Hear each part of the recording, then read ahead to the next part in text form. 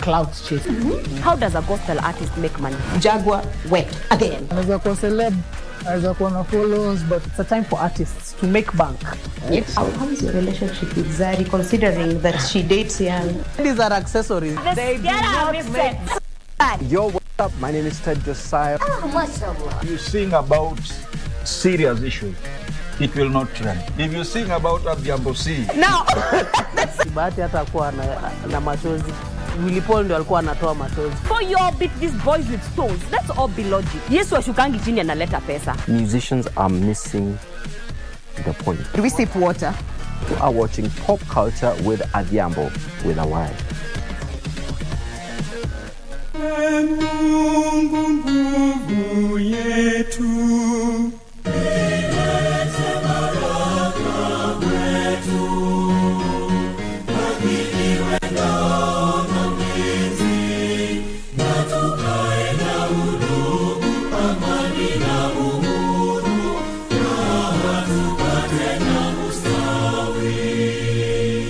Kupata skiza tune ya mambo mema, dial star 811 star 815 hash. Mambo mema huwaendea watu wanaosubiri, ila mema zaidi huwaendea watu wanaoyatafuta. Kupata mambo mema ni kufanikiwa, na kufanikiwa ni kutabasamu, kutafakari na kuhesabu mema na baraka ulizozichukulia hatua, ukazitafuta na kuzipata. Amka, tafuta ufanisi wako. Kupata skiza tune ya mambo mema, dial star 811 star 815 hash. Star 811 star 815 hash.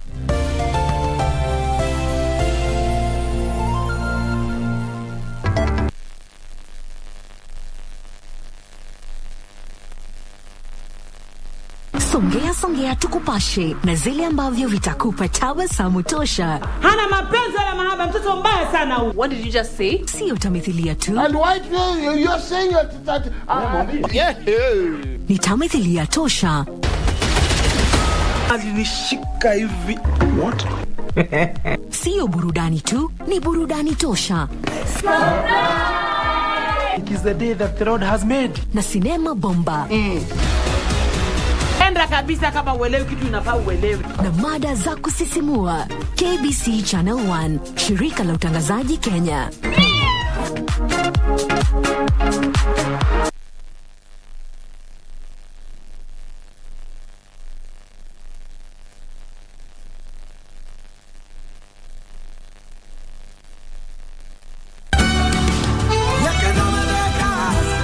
I will not allow you to show up in my hotel, giving yourself a chance to brag like this. I will not allow it.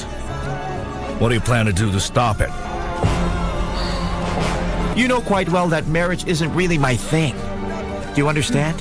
We're all unsuited for marriage. Where did you leave my baby? What orphanage did you put him in? I want you to speak to him and tell him that his dad is here and he wants to meet him as soon as possible.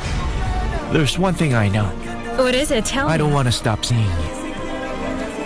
That if you keep being rude and arrogant to everyone, you won't make anything of yourself.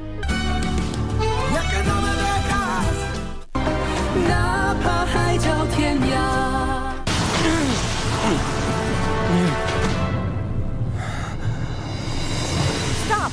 You're not authorized to enter the prince's palace. I need to see the prince. Lady Lily is in labor. I need you to send the doctor now. Your son didn't survive. Please spare me. But he killed our baby. What now? My king, it's not true. Hear that? The baby's been born. She gave birth to a boy? Yes, my lady.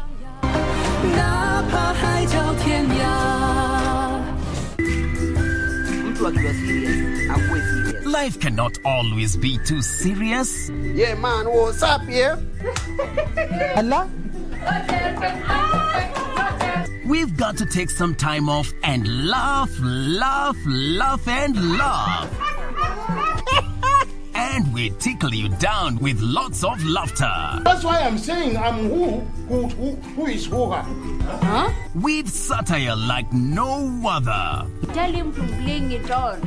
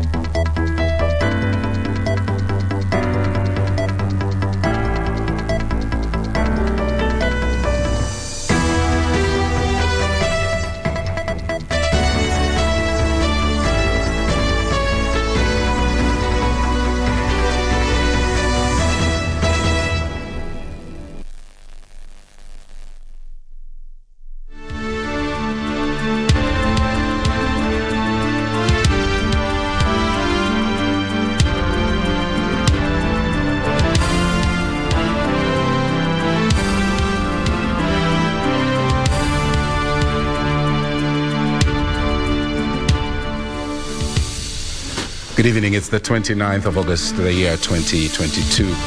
Kenya Decides continues. Remember, we have elections, repeat elections that are taking place in Kakamega, in Mombasa, and other areas as well. Our reporters who have been pitching camp in those zones will be linking up with us a little later on in this live broadcast. Plus, also live in studio, I have a panel of analysts. We will be talking about where we are, what happens starting tomorrow. Remember, the Supreme Petition starts off tomorrow in earnest, so we will be getting some deep insights from our analysts going forward. We encourage you to stay with us. My name is Tom Boyer, and our socials at KBC Channel 1, my Twitter handle at TomBoyer24.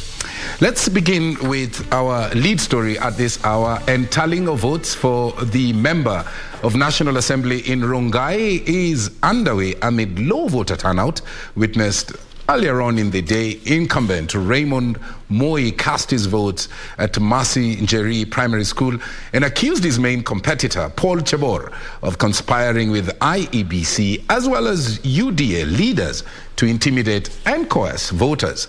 And as Geshoke Washira opens our coverage tonight with that report, the UDA candidate, Paul Chebor, has dismissed the accusation, saying that the incumbent is just on panic mode. By 6 a.m. in the morning, all 197 polling stations in Rongai constituency were open, and IEBC officials set to conduct the parliamentary election that was postponed twice, the turnout remaining low in most polling stations, which ironically was an advantage to voters who spent less time compared to August 9th general election. Ngawaje nafanya kazi mbali, ndio maana nimechelewa kufika kura.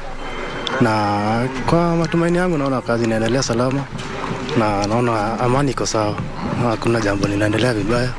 Everything is doing well. Incumbent Raymond Moi cast his vote at Masi Njeri Primary School and accused his main competitor, Paul Chebor, of conspiring with IEBC and UDA leaders to intimidate and coerce voters. And I think this issue where elected members are all over Rongai, and they are mobilizers, and they are, I don't know, they call them ward agents and so forth.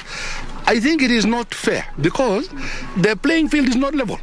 They are out there to attempt to intimidate voters from Rongai in order that their parties may take the day. Accusations that the UDA candidate dismissed, saying the incumbent was panicking after sensing defeat. No, hakuna kampeni inaendelea. Wale waheshimiwa walikuja ni wale wanaleta moral support. Hawana issue acha interfere na any polling station, hakuna shida yote. Hiyo ni uoga ya siasa. Tayari is sensing defeat. Kwa hivyo hapumusike tu, by saa 12 tutakuwa tumemalizana na yeye. KPPR MP-elect Wanjiko Mohia was among UDA leaders who were observing parliamentary election in Rongai. Tunaangalia tu shughuli vile inaendelea, kama iko na amani, kama kuna vurugu na mambo kama hayo. Na tunaona shughuli inaendelea vizuri, igawa the turnout ama wale watu wamejitokeza ni wachache sana. There was drama at Masi Njeri polling station after irate voters roughed up and evicted Nakuru Town East Member of Parliament-elect David Gekaria over alleged attempt to influence voters to vote for his preferred candidate.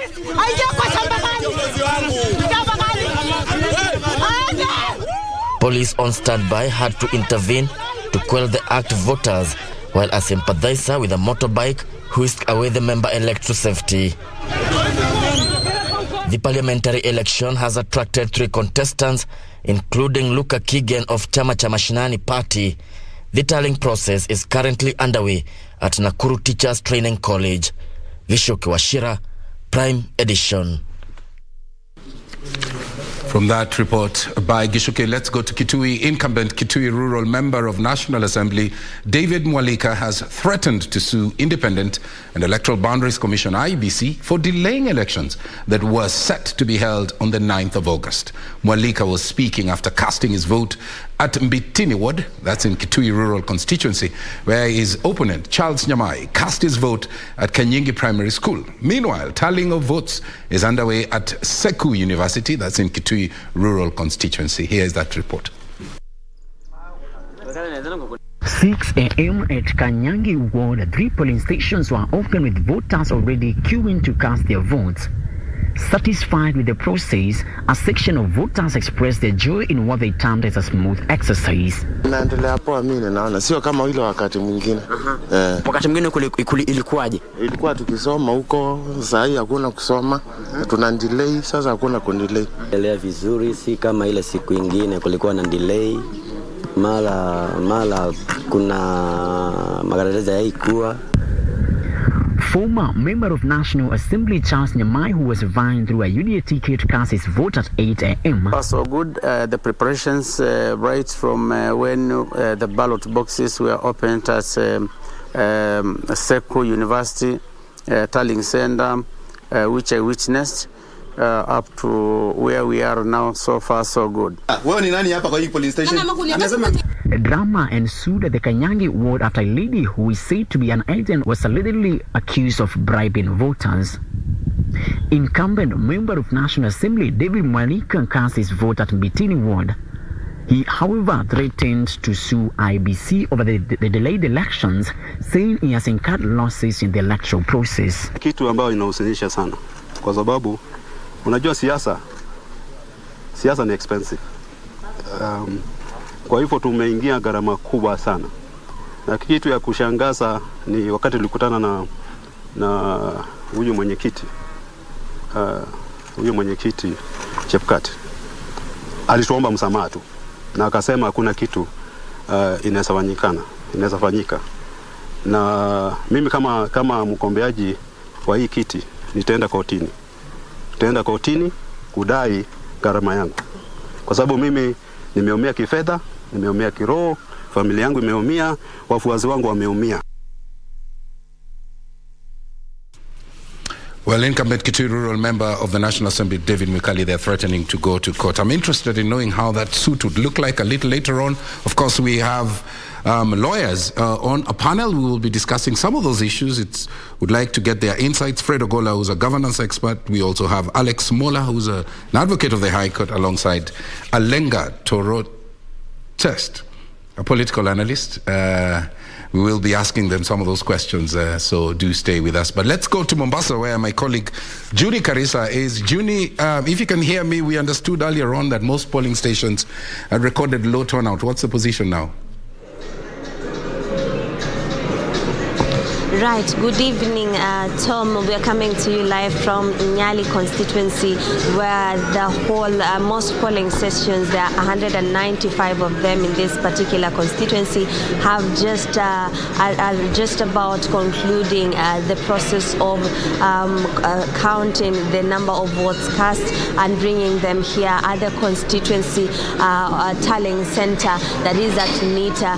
Now, of course, we were up about since 6 in the morning and just giving you a quick glimpse of what happened and how the day unfolded. From 6 in the morning, we were across the county of Mombasa together with my colleagues Ann Mulu and Michael Mondiga. True, the voter turnout was a bit low, compared to the August 9th general elections. And since morning, it was just a matter of mobilization from the candidates to ensure that their supporters come out to decide who their next governor is. Around 10 o'clock, the momentum started picking up. However, it was not as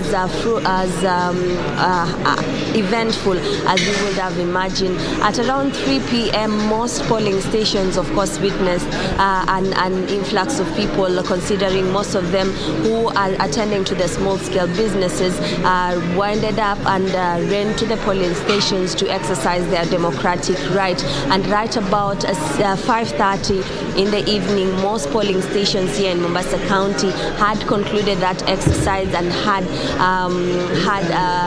started counting the votes cast. Now, where I am in Nyali constituency, immediately after the polling station closes, the next exercise is counting the votes cast.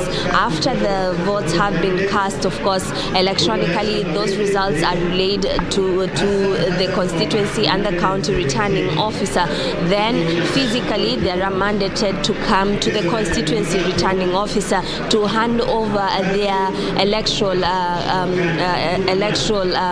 devices or gadgets and materials, so that they can be able to ascertain that the numbers that they relayed electronically are the same that they have physically. So those are some of the presiding officers who were process at different polling stations. As I have mentioned earlier, in Nyali constituency, there are 195. Over 600,000 registered voters this morning were expected to go. However, we spoke to Swalha Yusuf, who is the county returning officer, at 7 p.m. and assured us that that number, the 42% turnout that was witnessed during the August 9th election, will not be achieved, and they had hopes that maybe the numbers will increase. However, the numbers are not looking very good. So it is a question of how much they have scored, because she was waiting for only 2 constituencies to analyze the voter turnout of Mombasa County, but she says it is not really pleasing, and maybe they have just reached the above a half margin compared to the general election. There's some reason, of course, that contributed to these elections having a low voter turnout. Number one, most voters were depressed, or they had lacked morale following the outcome of the August 9th election. Some of them, their candidates did not make it for the win, and of course the Azimio fraternity did not make it to be elected as the president-elect pronounced by Chebukati. So, and some of them were depressed and could not make it to the polling stations. Number two, these elections have been postponed twice. That led to most voters getting a little bit bored of this electoral process and choosing to stay in their homes instead of going to cast their votes. Number three, there were security fears here and there, but what we can report is during the day there were no major incidences or reports. The normal push and shove, however, no major incidents was reported. We were talking to most candidates at around 9. Abdul Samad Sharif Nasir, the ODM candidate, cast his vote, and at around 11, Hassan Omar of the UDA ticket cast his vote during that time. And of course, both of them were pointing fingers at each other of voter bribery. As a KBC, we have not been able to ascertain if indeed those allegations are true or not. Until now, no security apparatus has been able to confirm for us. But for us, we understand that the process went without any security hitches, because we understand the security apparatus were on high alert. So no major incident was reported. The voter turnout was a bit low. We are waiting for Swalha Yusuf to give us a conclusive figure as to how many people showed up to cast their votes. And also there were no there was a voter apathy that was real here in Mombasa County. So what is happening? We're waiting for the constituency returning officer to finish receiving the votes from the polling stations. As I mentioned earlier, here it's 195, in Kisaoni over 200, and my colleagues are in other constituency. Once the constituency returning officers has been able to receive those numbers, then he relays them, and the good thing about Nyali, they are projecting them with a projector that is right on my right. From there, then the candidates they can be able to track what is happening, after which they will give us a brief period. We will have to give them a brief period to conclude the tallying process. Then thereafter, they will be heading to Swalha Yusuf desk at the Kenya School of Government in Vita constituency, where Swalha Yusuf will also have to get a moment to do tallying of all the 6 constituency. Then thereafter, we will know the governor, the second governor of Mombasa, who will succeed Hassan Ali Joe. So Tomboya, we're still here. This is the night. I believe we are burning the midnight oil together with my colleagues Anburu and Michael Mandiga, and of course we are here until we know who the second governor of Mombasa County who will succeed Hassan Ali Joho will be this night. So it is a hastened process, and we are expecting that returning officer also hastened up the process so that at midnight we are at the Kenya School of Government to understand if Swalha will be able to by morning or we will have to wait until dawn for those results to be relayed. So I'm here. There are a host of leaders from the Azimio and Kenya Kwanza fraternity also monitoring these results that are being relayed by the constituency returning officer. Back to you.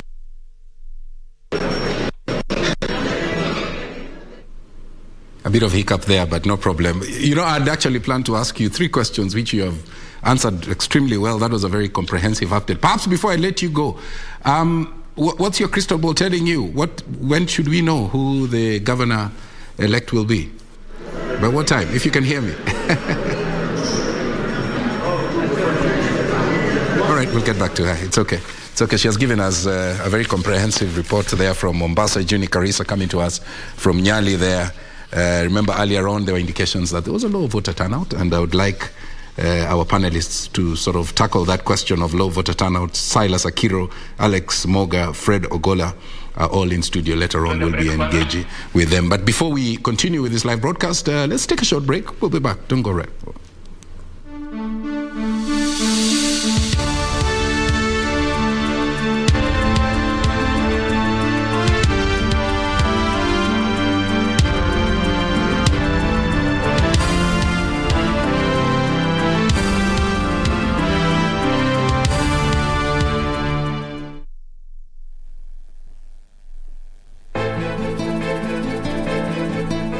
Mimi niache kazi zangu hapa, nitoke hapa nikamtafute bado na mshauri, namwambia nini mimi sasa? Kwa hivyo tafadhali usinifanye hasira zangu nikakumalizia wewe, eti kwa sababu nataka kunizuia nisimwone mtoto wangu. Ni mara ngapi mimi nilikupigia simu kushika na karibu hapa keti atue kwa sababu yako wewe na huyo mtoto wake? Ati nini? Sikini safari. Mwanzio wantia majonzi. Mwanzio mimi. Hebu ondoka nayo chai yako hapa.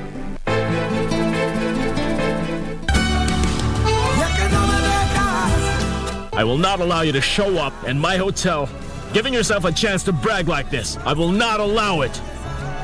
What do you plan to do to stop it? You know quite well that marriage isn't really my thing. Do you understand? We're all unsuited for marriage. Where did you leave my baby? What orphanage did you put him in? I want you to speak to him and tell him that his dad is here and he wants to meet him as soon as possible. There's one thing I know. What is it? Tell me. I don't want to stop seeing you. But if you keep being rude and arrogant to everyone, you won't make anything of yourself.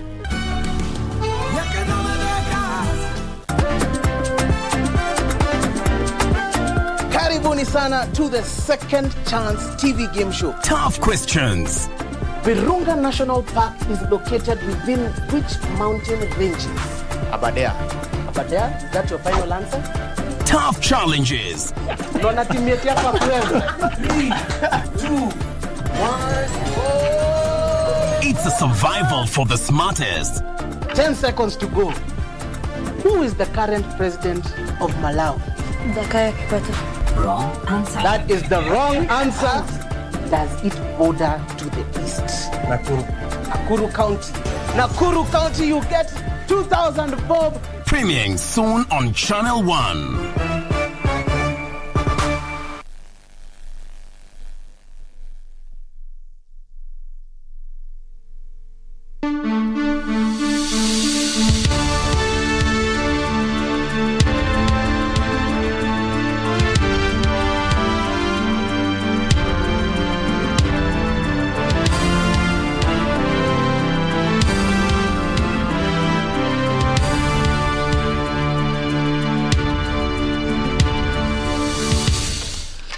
Welcome back to Kenya Decides. Low voter turnout characterized elections in areas where the electoral body postponed the exercise that had initially been scheduled for the 9th of August. Kakamega and Mombasa are set to elect governors, while 4 other constituencies are set to elect members of parliament in today's delayed election. Let's listen in on that report. Regions where mini polls are currently conducted have experienced lower voter turnout similar to the events during the 9th of August election. Among areas where Kenyans are casting their votes are in Mombasa and Kakamega for the gubernatorial seats. During the exercise, the lower voter turnout dominated different areas such as Kacheliba in West Pokot and Pokot South constituency. The election for Member of Parliament kicked off early in the morning across the two constituencies as a few voters streamed into the polling stations to cast their vote. In Pokot South constituency, 3 candidates are contesting for the seat in the 4 wards, with a total of 58,406 registered voters. The current Member of Parliament, David Kosing, vying on the Kenya African National Union Party, is battling out with Simon Kalekem of UDA. In Kacheliba constituency, the current Member of Parliament, Mark Lemunakol, vying on UDA ticket, will wrestle it out with Titus Lote, a KUP candidate, and John Lodinho vying on KANU ticket. Kacheliba constituency has 6 wards with a total of 50,268 registered voters. And then you can't push external interest to our people. And today, people will now know that it is good. Mwananchi is intelligent. Kwanza ya Pokot South ama Pokot. Yes, because our people, there's some anger inside our people from external forces trying to push their own selfish agenda to our people. That's what they're going to do. We hope at the end of the day, we should be able to get the MP for Pokot South. Generally, everything is running smoothly, and we hope it will run smoothly to the end. As you know, West Pokot in general is very, very peaceful. Similar scenes were witnessed in Nyaki West Ward in North Imenti in Meru County as residents voted to have their MCA elect. According to the presiding officers in different polling sessions, the stations opened as early as 6 a.m., but the number of voters who have so far cast their vote are lower compared to the 9th of August turnout. Toka asubuhi tufungue kituo saa 12, watu wamejitokeza hata kama sio kwa wingi sana, lakini tunatarajia sababu ni mapema watakuja na wataweza kuwachagua viongozi wao. The ward has a total of 21,192 registered voters with 22 wards and has since attracted 16 candidates in total. Maana hatujaweza kuona zile ambazo tunaita kwa kimombo irregularities, na mimi nafurahi kwa timu ya IBC wanaendesha zoezi hili zima kwa njia taratibu kabisa, kwa njia mzuri sana. The elections were postponed in the 8 areas following the errors on the ballot papers days to the 9th of August election. Very well, the tallying of votes for the Member of National Assembly in Rongai is underway. Of course, we understand low voter turnout there. We will be talking about those issues a little later on with our panel. And so let's go back there. Gishoki Washira is down in Rongai, and let's get an update from him now. Gishoki. Well, thank you very much. We are still keeping track on Rongai parliamentary election, and currently we are at Nakuru Teachers Training College, which is the tallying center for Rongai constituency. And as you can see behind me, these are images of presiding officers from all the 197 polling stations. They are lining up so that they can submit the ballots, and as well as Form 35A. Now, what is happening where the returning officer is seated? IBC officials are going through the ballot, the Form 35A. They are making sure that it goes with the one that was uploaded in the Kim's kit. And once they've done that, they go ahead and then tally the votes. Now, so far, the votes that have been tallied in a constituency where we have 84,526 registered voters, the officials have managed to tally at least 25,000 votes. And UDA candidate Paul Chebor is leading with a clear lead with 16,331 votes. followed by incumbent Raymond Moi, who runs on a KANU ticket with 8,900 votes. Chama cha Mashinani candidate Luka Kigen is trailing a distant third with 328 votes. Those are the votes that have already been tallied so far. We are keeping track. We shall be giving you updates as they come. And we are waiting for the official announcement from returning officer, Madam Hilda Lokwawi. Paul Chebor, UDA candidate, is already in the hall. He is seated somewhere behind me, together with some of his agents and other supporters. And outside, I've managed to see at least 3 UDA's members of National Assembly elect who are here to give moral support to Paul Chebor. Security has been enhanced, given the fact that Nakuru County politics usually attract violence. But so far we've not seen any case of violence, but security agencies are not taking anything to chance. Back to you, studio.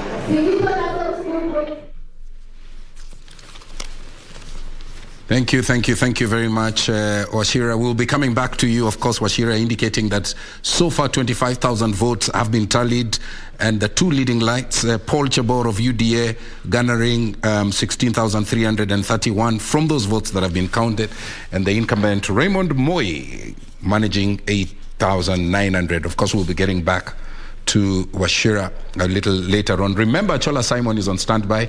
Once he's ready, we will be bringing him in. He's in Kakamega, and he'll be giving us an update there. Our very own Frederick Mwoki is also embedded in Kitui Rural, so he'll be giving us an update a little later on. But first, let's look at how the petitions update looks like. The National Security Advisory Committee has filed an affidavit at the Supreme Court disputing claims that it wanted to force moderation of the August 9th presidential results. In an affidavit filed by the head of public service, Joseph Kenywa, who is also the chairperson of the advisory committee, the team admitted to meeting the IEBC chairperson, Wafula Chebukati, but only on security concerns. Now, the committee says that the claim it wanted to tinker with the presidential results are not only far-fetched, but are also cast aspersions on the functioning of a very crucial government institution like the one that they work for. Here is that report. In response to affidavits filed by the IEBC chair Wafula Chebukati, the National Security Advisory Committee, led by its chair Joseph Kenywa, who is also the head of public service, have disputed allegations leveled against the team that they visited the IEBC chair to influence him to subvert the will of the people by declaring a certain candidate the winner. In the affidavit, Kenywa says earlier on, efforts to speak to Chebukati and other members of the commission had been unresponsive.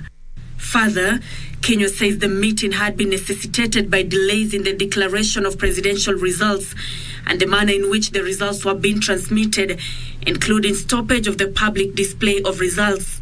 The stoppage, he says, had generated considerable public anxiety and tension and risked creating the opportunity for chaos, violence and insecurity in parts of the country. In the meantime, Professor Kithure Kindiki, a Kenya Kwanza chief agent, has filed an application to have IEBC commissioners struck out of the petition from being separate respondents. Kindiki says the action to have the commissioners as respondents is not envisioned under Article 140 of the Constitution, saying such an action will compromise the president-elect's right to fair trial. A similar application has been filed by UDA's Deputy Chief Agent Josephat Nanok, who is also questioning why individual commissioners have been enjoined as respondents. Nanok says that it is unconstitutional as the recent election was held by IEBC and not individual commissioners. Meanwhile, John Githongo has filed another affidavit recanting his earlier affidavit. Githongo claims he had based his sworn affidavit to logs supplied by a young man, which has come to prove to be screenshots meant for demo on how the IEBC server could be accessed and manipulated. Nancy Okware, Prime Edition. Now, the pre-trial conference of the Azimio la Umoja One Kenya Coalition Party leader Raila Amolo Odinga's petition against the Independent Electoral and Boundaries Commission IEBC and 8 others has been scheduled for tomorrow, 11 East African time. Among housekeeping issues to be addressed are the interlocutory applications and anyone seeking to be enjoined as amicus curiae, and as well as setting timelines for each petitioner and also rebuttals. It will also see the allocation of time and which matters will take precedence during the trial. All eyes will be on the Supreme Court starting tomorrow at 11 a.m. as the pre-trial conference of the presidential petition, followed by Azimio la Umoja's Raila Odinga and 8 others, commence. The whole bench of 7 judges of the Supreme Court will hear and determine the presidential election petitions filed. Unlike the 2017 presidential petition, where only 6 judges were involved in the election petition. All the 7 judges are expected to participate. Remember, in the last season, we only had 6 judges participating. This time round, we expect all of them to be present. The Chief Registrar Anamadi further confirms that about 20 interlocutory applications have been made and the rulings will be sent electronically. Interlocutory applications are applications that happen before the main hearing to sort out issues that a particular party would have an interest in. For example, if I want to join it as an interested party, that decision has to be made before we go into the hearing proper. As at 11 o'clock tomorrow morning, all the rulings relating to the interlocutory applications shall have been delivered so that the pre-trial session begins without any pending applications. The pre-trial conference will also address issues of the amicus curiae, which means friends of the court, as well as housekeeping and brigades to time allocation during submissions. There are some who are seeking different orders relating to the scrutiny of the votes. So these applications are being considered, and all the rulings will be delivered to the respective parties electronically. Given the limited space at the ceremonial hall where the hearing will take place, only 4 lawyers from each party will be allowed.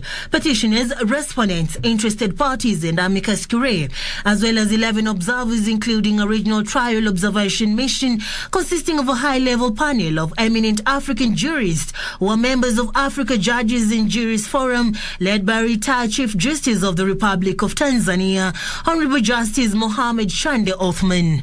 Members of the public have been advised to follow the proceedings from their homes, with security being beefed up to ensure the process is completed without interference. We are allowing the media to broadcast the information to the public, so if people can just listen from the comfort of their living rooms, it will help us quite a bit because we don't want to run into problems with crowd management. Following the strict timelines, the hearing will kick off immediately, with judgment expected on the 5th of September. The 7-judge bench now is expected to give a ruling on the interlocutory applications filed, consider whether to enjoin any amicus curiae and whether to consolidate the 9 petitions on the presidential election petitions. Serafina Robi for Prime Edition. Thank you, Robi. And Irene Muchuma is on standby in Mukuru Kwanjenga, where the MCA results are just about to be announced, so we'll be going there shortly. But let's look at what the religious leaders weighed in on. They are urging Kenyans to maintain calm as they await the ruling by the Supreme Court on the presidential election petition. The leaders have urged the judges to undertake their duty with utmost good faith, fairness, impartiality, as well as public trust.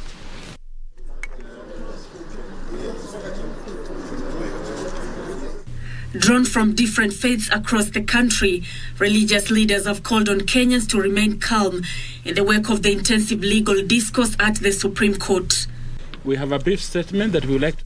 The leaders calling on the Supreme Court judges to carry out their duty in a way that will uphold fairness and truth. It is our prayer and confidence that truth will prevail and justice will be done and be seen to be done at the Supreme Court. On our part as religious leaders, We urge every Kenyan, regardless of their political affiliation, to accept the ruling of the Supreme Court as the position of justice. The leaders have commended the maturity displayed by Kenyans during and after the election, terming it a win for democracy. It is a manifestation of democratic maturity that is commendable.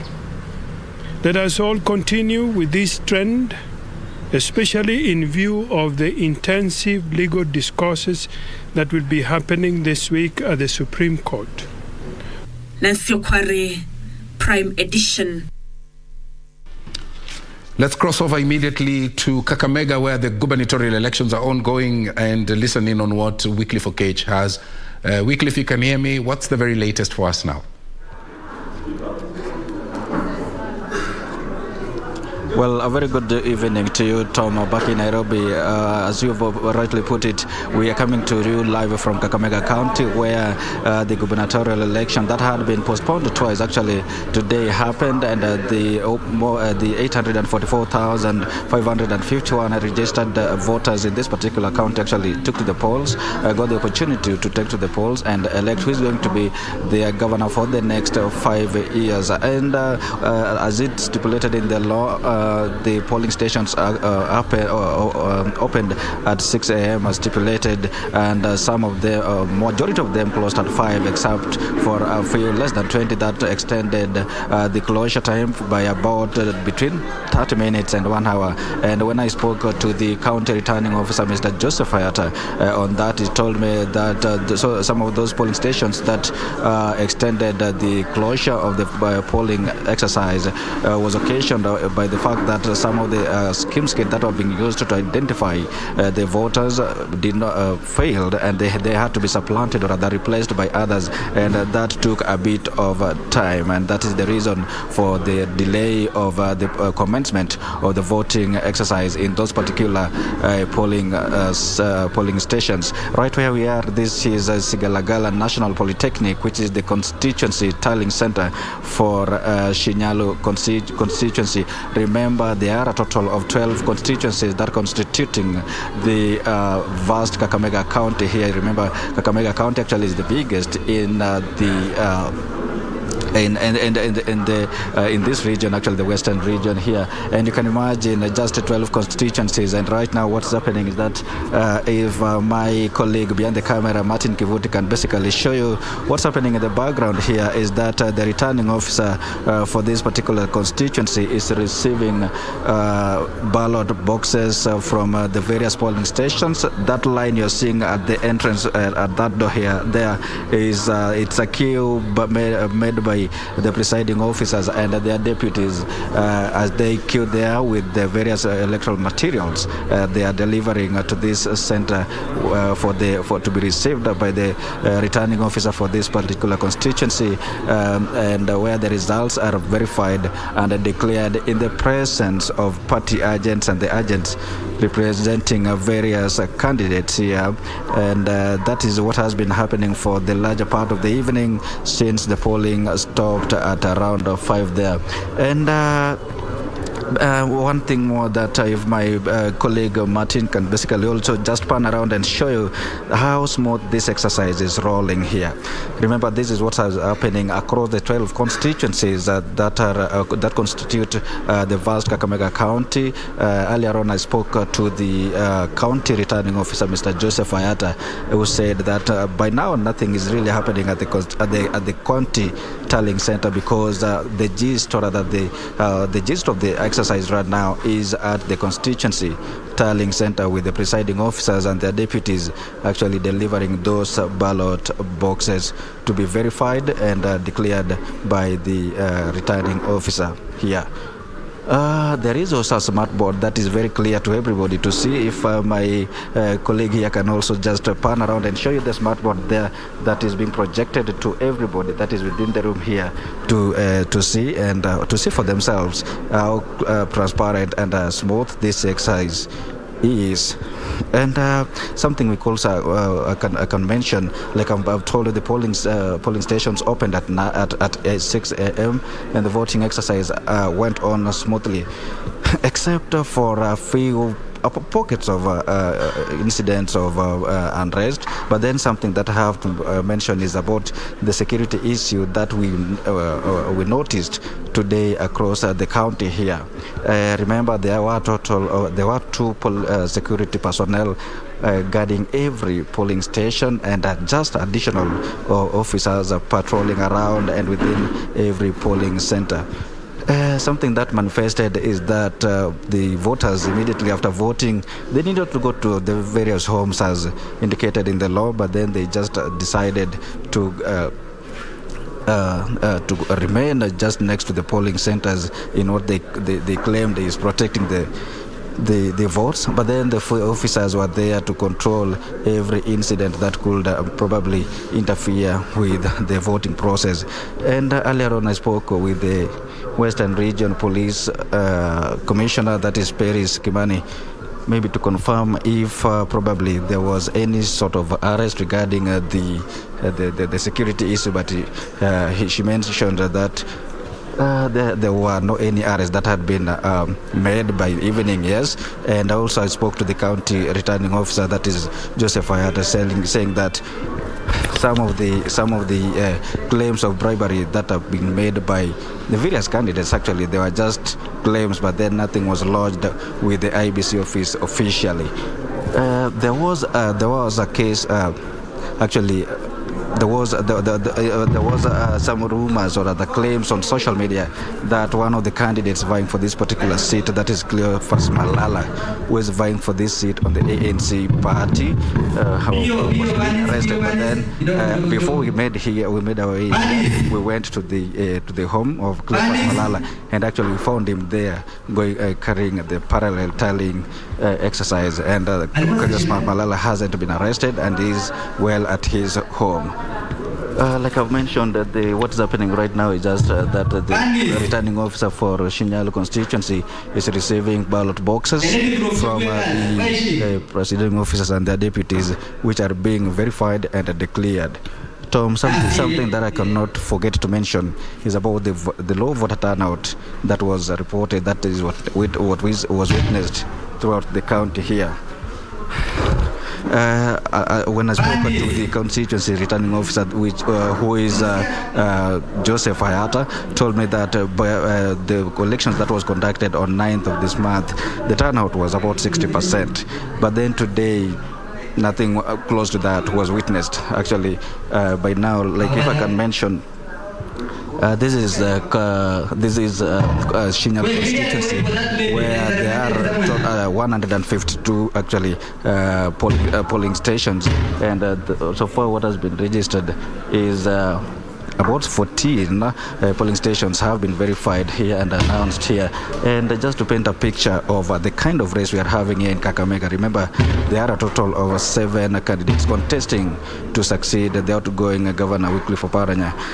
Among those, 2 are vying on as independent candidates. We have Fernandez Barasa, who is actually vying for this seat on the ODM ticket. Like I've mentioned, Cleophas Malala is also vying for this seat on the UDA, or rather on the ANC ticket. And just to paint a picture of the kind of race we are having here in Kakamega County, is that by, like I've mentioned, there are 152 polling stations in Shinyalu constituencies, and so far 14 have been verified and declared. But then let me just, if I can go by 10, collecting 10 or rather accumulating 10 for all the 10 of the stations that have been reported here. Fernandez Barasa has 830, while ANC's Cleophas Malala has about 882 votes, the total of the votes cast there. That just shows you the kind of race we are having. You see, this race is spanning out to be between the ODM candidate and the ANC candidate. But then we'll be burning the midnight oil here just to take note of everything that develops here. And we right here, when we get out, when we leave this the Shinyalu constituency center, we'll be heading to Kakamega High School, which is the county tallying center, where we'll expect that all the form 37Bs collected at the constituency level will be taken to the county tallying center, where all that will be collected, and the county returning officer will prepare that form 37C, which will be used to declare the next governor for Kakamega. Tom. We're coming back to you, Wycliffe Okech. Wycliffe Okech, they're indicating that, low voter turnout. That seems to be a common thread cutting across all the repeat elections. Okech, before I let you go, I just want to make sure I heard you right. You mentioned that something failed for some time and it was sorted out. Would you just repeat that part? What was it? What was it that failed? I just want to make sure I heard you right. Come again, please. I just want to make sure that I heard you right. You indicated that there's something that failed for a little while, but it was sorted out. What was that? Oh, okay. That's about the delay that happened at some polling stations. That you see, for the polling stations, the register they were using to identify the voters is the KIMS kit. Actually, when that failed, they had to supplant it with another one, and that is what was causing the delay at the polling stations, and that is actually resulted into extension of the voting period for those particular stations. Thank you for that clarification, that they were immediately able to bring in other KIMS kits once the initial ones that they had set up failed. I want to thank you, Wycliffe Okech. We'll be coming back to you as you head to Kakamega High School, where the tallying center is. Now, a 15-year-old Form 1 student who confessed of murdering her 3 siblings, you remember that case, and a cousin, in the past 1 year has been detained for 14 days to allow DCI to complete their investigations. The juvenile, who was arraigned before the Kikuyu Senior Registered Magistrate, Catherine Buru, Monday, will undergo a mental assessment and age assessment as well. No charges were preferred against the minor. The case was heard in camera owing to the fact that the suspect is a juvenile, with an officer from the DPP, Cliff Machogu, later informing the media that the 14 days granted to the investigation officers will see her undergo a mental and age assessment. Machogu added that the confession by the suspect is not admissible in law and hence not prosecutable. The case will be mentioned on 12 September 2022 and the suspect will be detained at the Kabete Children's Remand Home. The Form 1 student at Kawadhei Girls Secondary School confessed to detectives how she murdered her kin aged 15 months, 5 years and 7 years between February and July 2021. Timothy Kipnusu for Prime Edition. Now, the Machakos governor, Wavinya Ndeti, has pledged to fix the dysfunctional health sector within her first 100 days in office. Wavinya, who began settling down to work as her term begins, promised to turn around the healthcare sector. This comes as several elected county bosses started working as they embarked on measures to meet their election pledges. An impromptu visit to the county's largest health facility revealed glaring gaps at the Machakos Level 5 hospital, with the Machakos County boss Wavinya Ndeti a turnaround of the health sector. The biggest problem here is medication, the supply of medicine. So that is one thing that we are going to work on within the next 100 days to ensure that we have medicine in all our hospitals, and then from there we will have immediate, short and long-term plans for all our hospitals to make sure that we move in the right direction. Wavinya further directed the establishment of a digitized system of patients' records and referrals in order to facilitate ease of disease management. We have some machines, maybe just 1 or 2 machines that are not working, and we're going to ensure that the 2 machines work. But what is important is to have medicine in the hospitals, not only this level 5, but all the other hospitals, to ensure that our people are well taken care of. Her counterpart from Turkana also noting that his government will set aside funds that will be used to improve the health sector. I think this should be a thing of the past because we are going to provide the necessary measures. We have the money. We have the money to ensure serve this facility. There is only one ambulance that's operational, I think, in the county. We want to set a small budget that can make us buy more ambulances. And we are going also to repair those that have already been grounded. In Kisii County, the new county government administration has decried dismal management of garbage in urban centers and promising to address it hours after it took oath of office. Speaking at Keumbu Township in Kisii Central, Deputy Governor Dr. Robert Munda regretted the state of small-scale enterprises owing to the uncollected garbage. We want to acquire machines that will be processing this waste. We sort the waste. For those that do not decompose, we put them aside, treat them differently. We recycle the plastics because they are recyclers who are looking for plastics. So we shall have people to sort out the waste. Murang'a Governor Irungu Kang'ata says the county will henceforth purchase medicine exclusively from the Kenya Medical Supplies Authority, KEMSA. Speaking during his maiden tour of the county government offices, Kang'ata said the move will cut out middlemen involved when purchasing drugs from private entities by eliminating kickbacks. Had a huge debt owing to KEMSA of about almost 35 million. And on that reason, our accounts were frozen. But we had an engagement with the chief officer of KEMSA. She agreed to unfreeze our accounts. By doing that, we shall be eliminating cartels. The new governor also vowed to prioritize the county bursary program named Nyota Zetu so as to ensure the learning of the beneficiaries was not interrupted.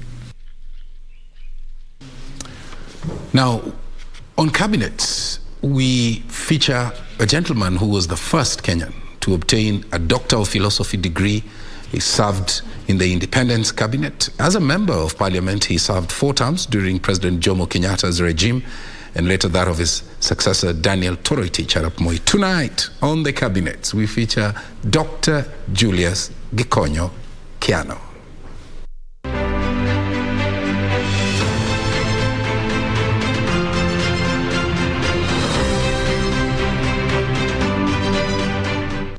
Dr. Julius Gikonyo Kiano was born in June 1926 in Githiga Village, Kangema, Murang'a District, then Fort Hall District in central Kenya.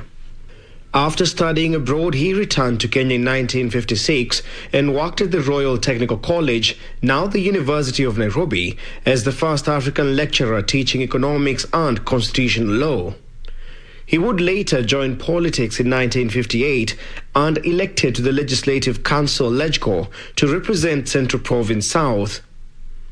In 1963, he was elected to the House of Representatives as the Member of Parliament for Kangema and appointed Minister for Commerce and Industry.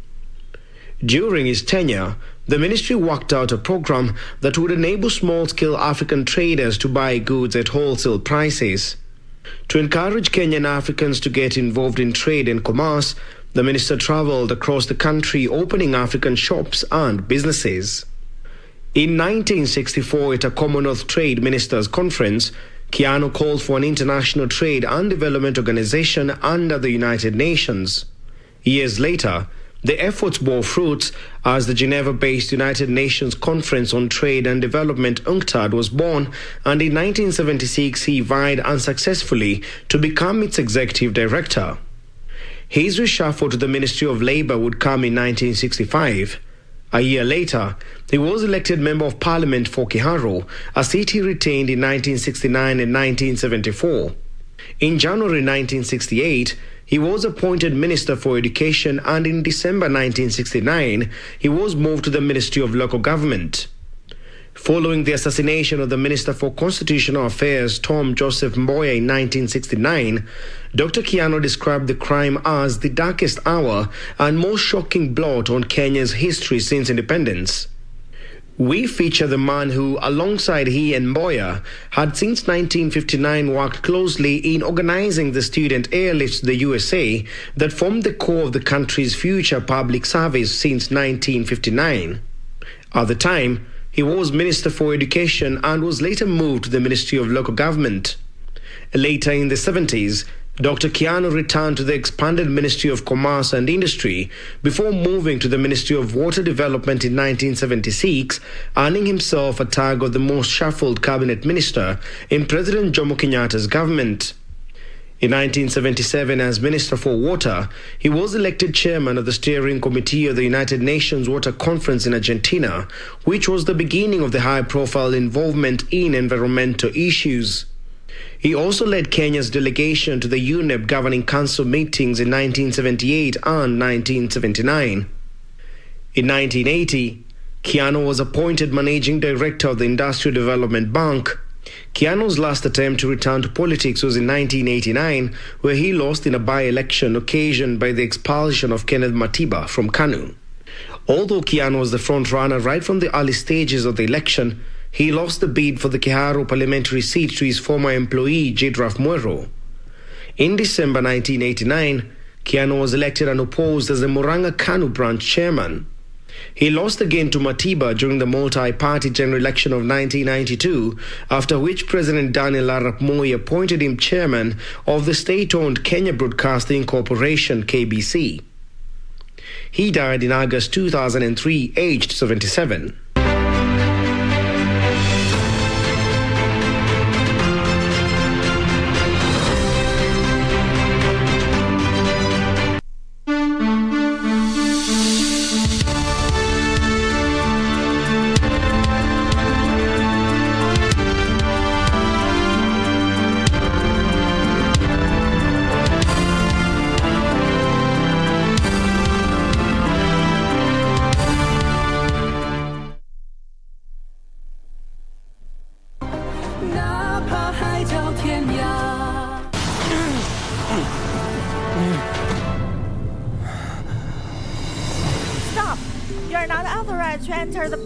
Palace. I need to see the prince. Lady Lily is in labor. I need you to send the doctor now.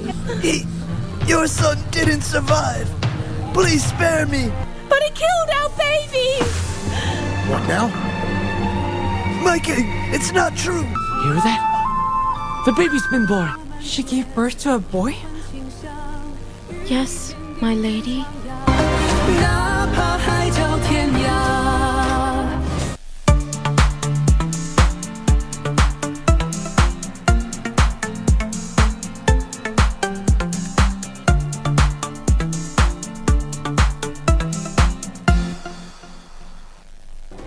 Do you have a news story to share with KBC? Get in touch swiftly on email news@kbc.co.ke or call 0723-892-654 or 0734-780-124.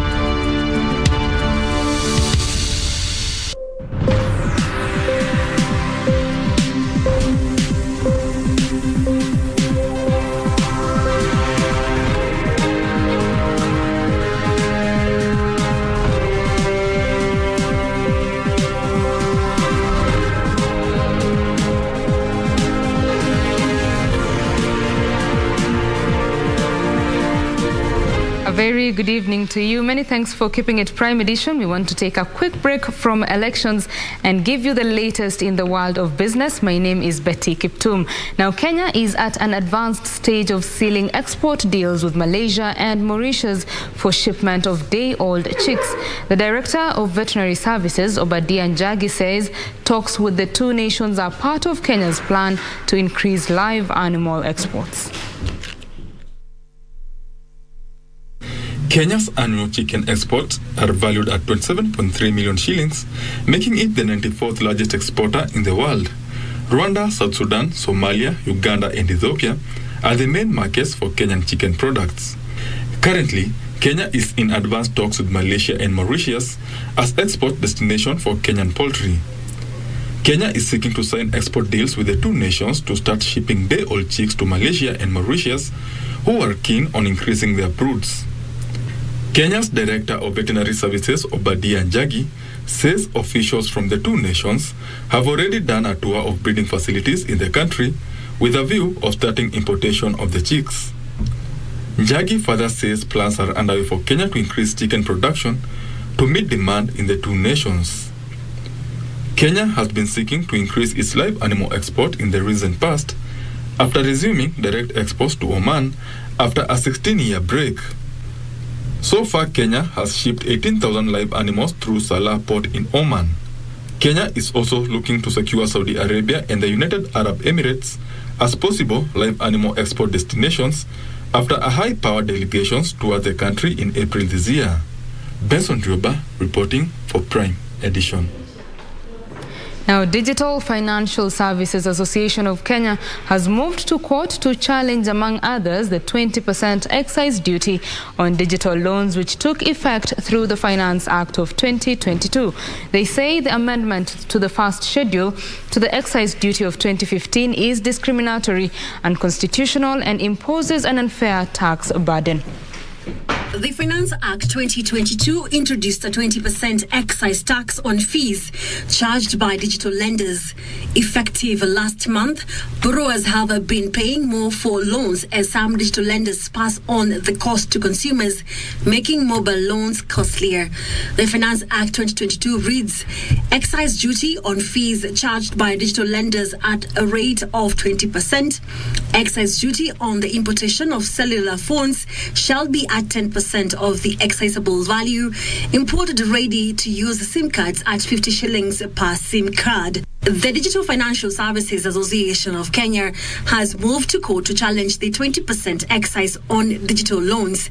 The umbrella body wants the implementation of the Excise Duty Act as amended by the Finance Act 2022 suspended pending determination of the petition. They say the amendment to the first schedule to the Excise Duty 2015 is discriminatory, unlawful and unconstitutional and exposes borrowers to double taxation. The petitioner further argues that despite being gazetted on 8th July 2022, the amendment came into force retrospectively with effect from 1st July 2022. Hence, digital lenders were unable to pass on the cost to borrowers. This comes even as digital lenders seek fresh licenses after the Central Bank of Kenya Amendment Act 2021 was assented into law, giving the central bank powers to license and oversight the previously unregulated digital loans providers. Digital lenders have until next month to comply. The mobile lending industry in Kenya has witnessed a stratospheric growth. Caroline Jenga, Full Prime Edition. Now, good news for Kenyan business persons. More than 60 investors from Europe are in Kenya scouting for investment opportunities. The investors are targeting to invest in the manufacturing, hospitality, health and financial sectors. Professor Maria Africa, who is leading the delegation, says the investors have picked Kenya due to its strategic position as a leading economy in the region and improved investment environment. Strathmore Business School Academic Director Dr. Fred Ogola says the investors are in the country under the tutelage of Strathmore Business School, where they will be trained on how to do business in the country. The investors will be trained on how to negotiate deals in various fields and visit a number of industries in Nairobi, Kiambu and Nakuru counties.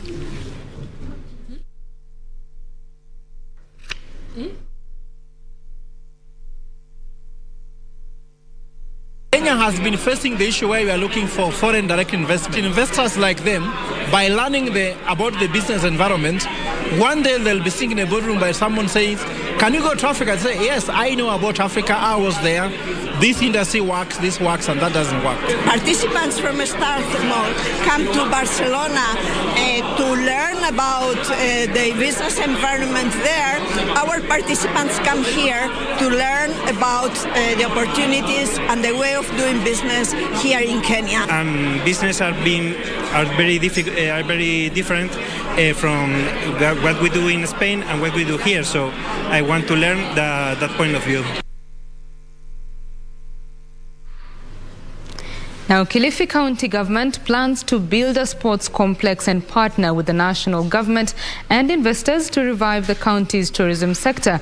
Kilifi Governor Gideon Mung'aro says the devolved unit plans to create a Kilifi Tourism Board charged with promoting tourist sites in the area, comprising the beaches, marine national parks, sports and conference facilities. As the hospitality industry continues to recover from COVID-19 disruptions, international arrivals to Kenya are projected to go up about 75% this year. This is after a strong performance in the first half of the year, where foreign visitors more than doubled to 430,000 compared to 222,765 visitors who visited the country in the same period last year. Kilifi County government is positioning itself for a pie of the growing arrivals and revenue from tourist activities. Kilifi Governor Gideon Mung'aro says this would be spearheaded through creation of the Kilifi Tourism Board to market tourist products in the devolved unit. Once the county assembly is formed, that they could pass is it a motion or a bill to create the Kilifi Tourism Board. Speaking at the Malindi Golf Club at the close of the two-day Vasco da Gama Open Golf Tournament, Mung'aro said his administration plans to increase promotion of sports tourism, such as beach volleyball and golf activities, to domestic and international tourists. When people talk about coast, they think about the beach. You gentlemen and ladies, you have a beach right here. So I do not see why I should not come to Malindi, do my golf, do my beach. I saw a number of hotels around, resorts, nice hotels and resorts. Sports tourism is one of our target areas as we embark on reviving tourism in this region. This is part of the program to see if we can use sports to market tourism both nationally, regionally and internationally.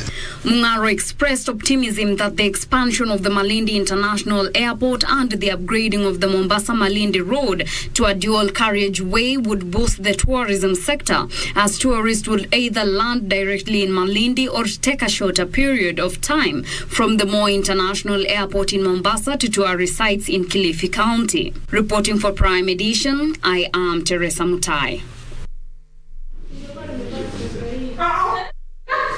Well, that story by Teresa Mutai brings us to a close of the business news this evening, but sports news is coming up with Karen Kibet.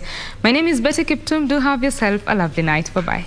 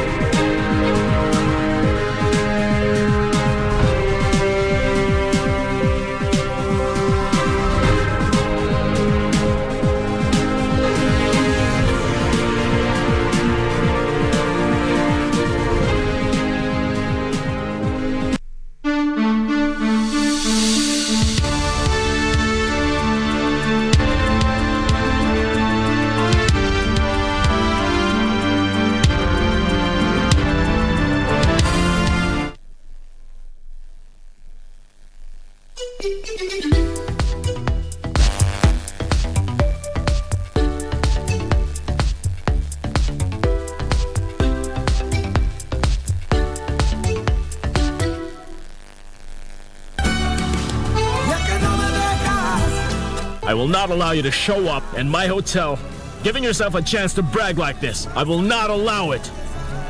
What do you plan to do to stop it? You know quite well that marriage isn't really my thing. Do you understand? We're all unsuited for marriage. Where did you leave my baby? What orphanage did you put him in? I want you to speak to him and tell him that his dad is here and he wants to meet him as soon as possible. There's one thing I know. What is it? Tell me. I don't want to stop seeing you. That if you keep being rude and arrogant to everyone, you won't make anything of yourself.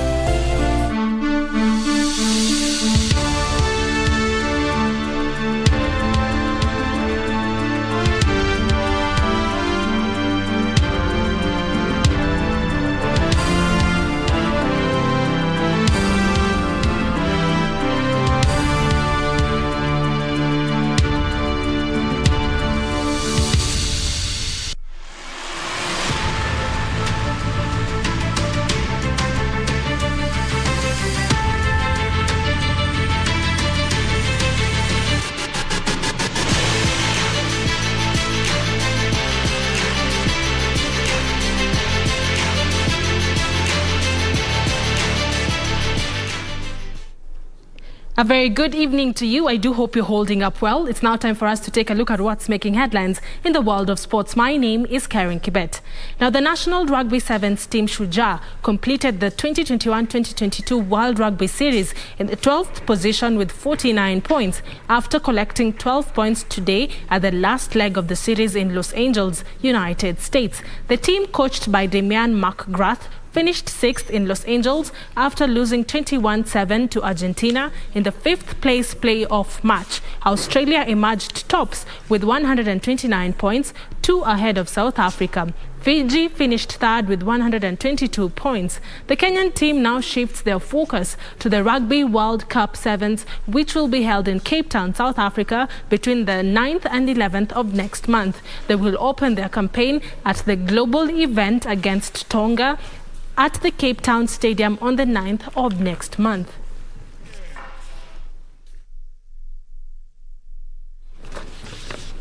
The National Olympic Committee of Kenya has joined the rest of the global cycling community in mourning the tragic death of cycling icon Suleiman Kangangi. Kangangi died in a crash in a gravel race in Vermont, United States, where about 900 cyclists were competing. Kenyan cyclist Sule Kangangi died in a crash in a gravel race in Vermont where about 900 cyclists were competing. The 33-year-old was riding at high speed in Vermont Overland when he crashed. The competition consisted of riders from Rwanda, Kenya, Uganda and Tanzania. Kangangi finished 3rd in the Tour de Rwanda in 2017 and later found success in gravel racing. He was active in growing cycling in Kenya and hosted clinics and school events around Nairobi. Meanwhile, Embu Football Kenya Federation Vice Chairman Nicodemus Omasete says lack of finances and goodwill from county leadership was affecting the growth of county leagues. Omasete is now calling on the new county leaders in the devolved units to improve the standards of football by allocating more funds and renovating sports facilities. So ile kitu tunaomba labda sahihi kwa government ambayo imeingia, hata kama bado hajatutengeneza stadium, maana yake hata stadium moja wakitengeneza pale haitatuweza kutusaidia. So hizi uwanja zingine ndogo ndogo sisi tunataka zifanywe renovation. Kama ni nyasi ipandwe, ifungwe muda kidogo, then mambo yote itakuwa sawa. Elsewhere, Mboni Boys emerged champions of the Makueni County Secondary School Games after beating Iyani Boys 2-1 in the football final. As the curtains came down on the Term 2 games held at Makueni Boys High School, Pepsin Powell scored the winner in the second half to earn Mboni Boys the victory that saw them lift the overall title. Mboni Boys will now proceed to the regional competitions to be held on the 5th of next month in Embu. Spain won the Under-20 Women's 2022 World Cup held in Costa Rica on Sunday by beating Japan 3-1 in the final. The goals in the match, played at the Estadio Nacional in San Jose, were scored by Inma Gabarro and Salma Paraluelo for Spain, while Suzu Amano scored the lone goal for Japan. No, who's got it? Olé! She's always had a goal in her. She gets goals clear. The ball in the net. They believe they've won it already. They haven't. There's a long, has his day in the sunshine. Spain 3, Japan 1. The new champions of the world. 2022 will go down in history. And that's all we had for you tonight on the sports segment. I'll see you again tomorrow with more sports news. But right about now, let's head over to Kwanjenga, where the results are being announced right now. Our reporter is on ground, and he will be keeping us up to speed with what's happening.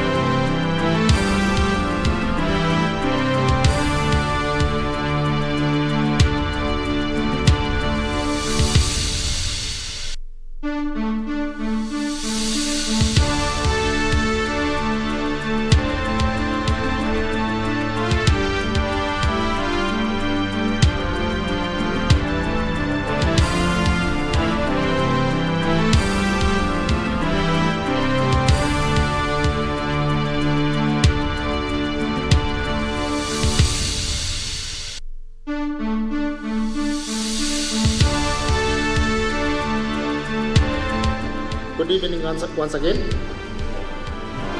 I now wish to clear the resort for Kwajega by-elections that has been held on this day of 29th of August 2022 rather. I will read the candidates as they appear on the ballot. Hassan Dambo, 9. Kasim Aziz Ibrahim, 665. Kipagendi Francis Komboka,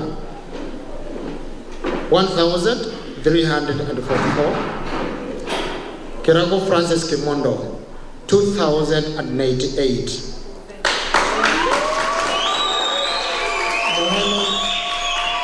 Mohammed Eden Mohammed, 1,273. Makombora Thomas Odhiambo, 19.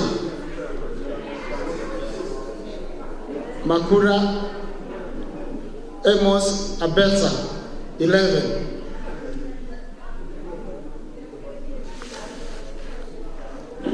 Maud Samuel Omai, 4. We have Moe Robert Mitao, 500. The next one is Mohadi Leonard Aluda, 7.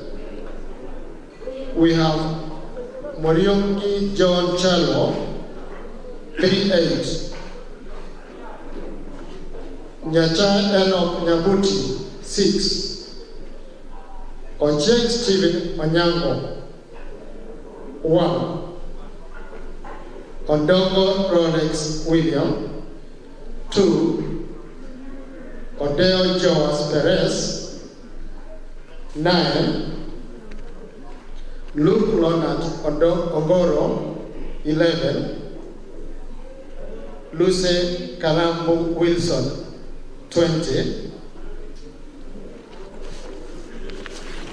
Now, the total foreign votes is 6,017. Rejected votes, 39.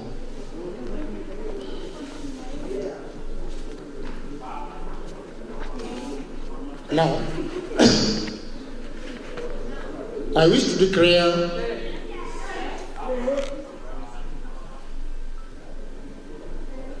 our start. I, Anson Mugo, the returning officer for Kwajenga by-elections, I do hereby declare that Keramu Francis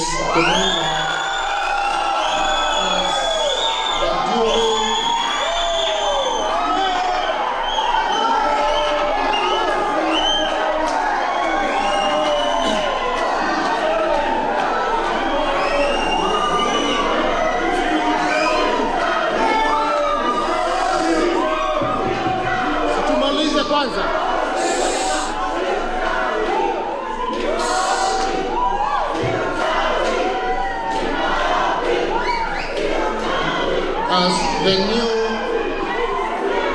newly elected county assembly member of Kwajenga Ward.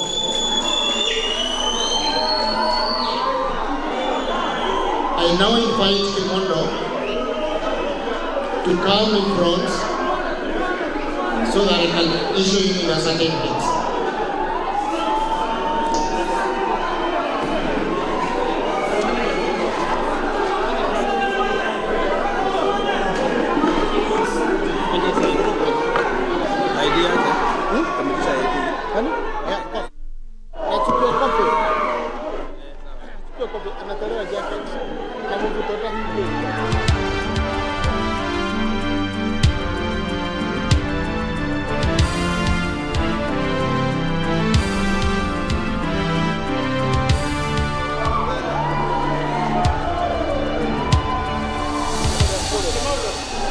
Kimondo, get a seat here.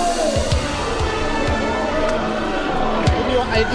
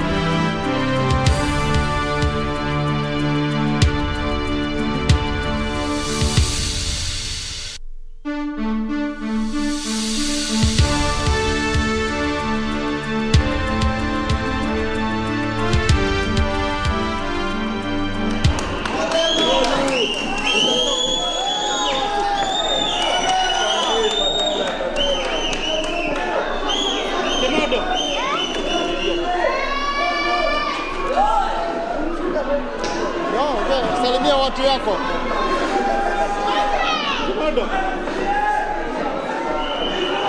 Hapa tu. Hapa tu.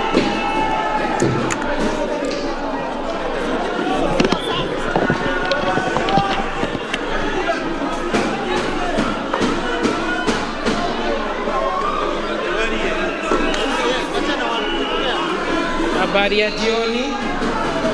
Kwa majina ni Francis Kilago. Habari ya jioni. Kwa majina ni Francis Kilago, MCA elect kwa Jenga, and on behalf of the Mukuru kwa Jenga people, I want to say thank you. On behalf of my team, I'm more than appreciative for the well done job.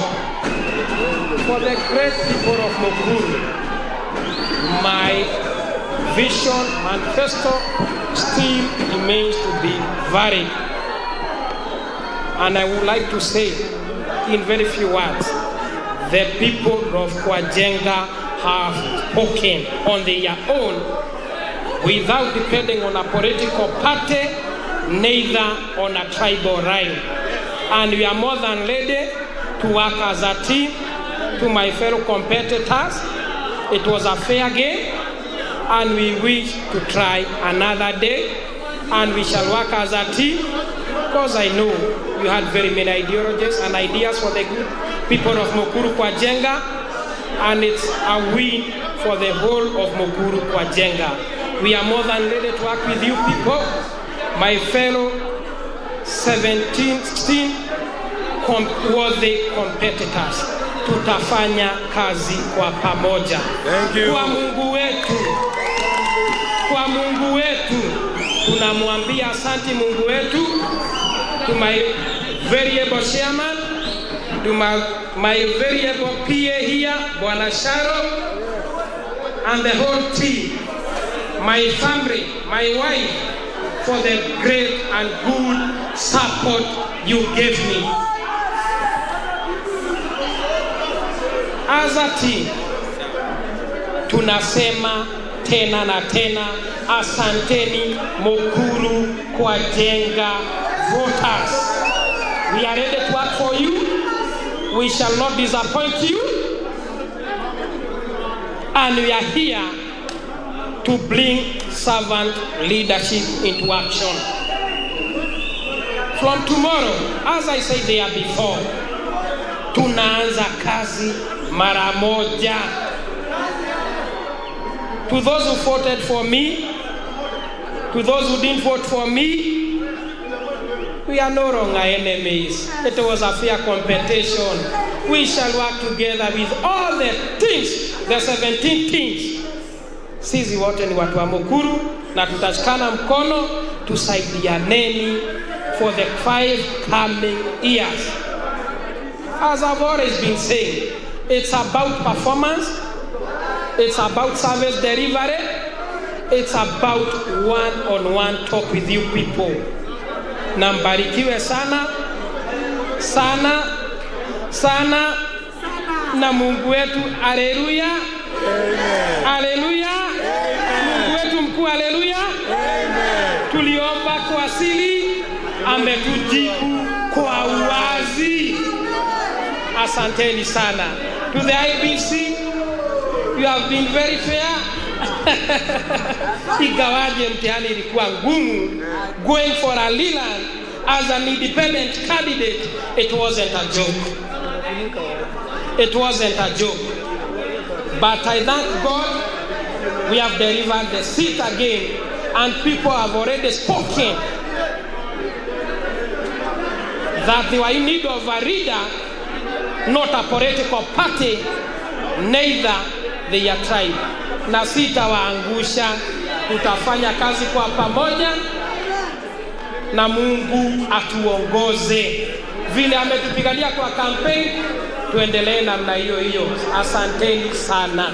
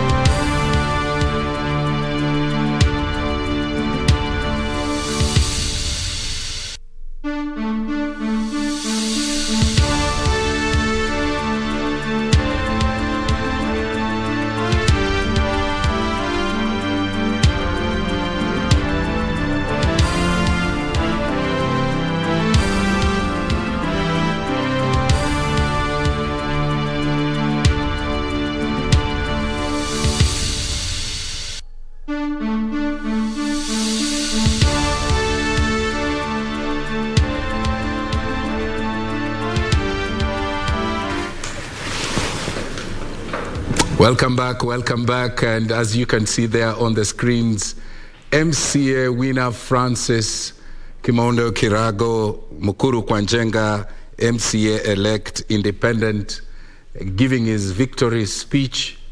And sometimes I wonder, when candidates go to the polling stations and they await the results, do they prepare two speeches or do they have one speech? Because he articulated himself extremely well.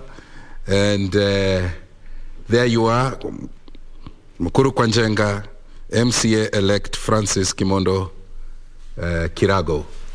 And I'm so delighted to have in studio some guests who made time to be with us. If my director can have them on set so that our viewers can see them as I introduce them. Yeah, I'm told that we will be showing them on the screen, but first after we take a short break.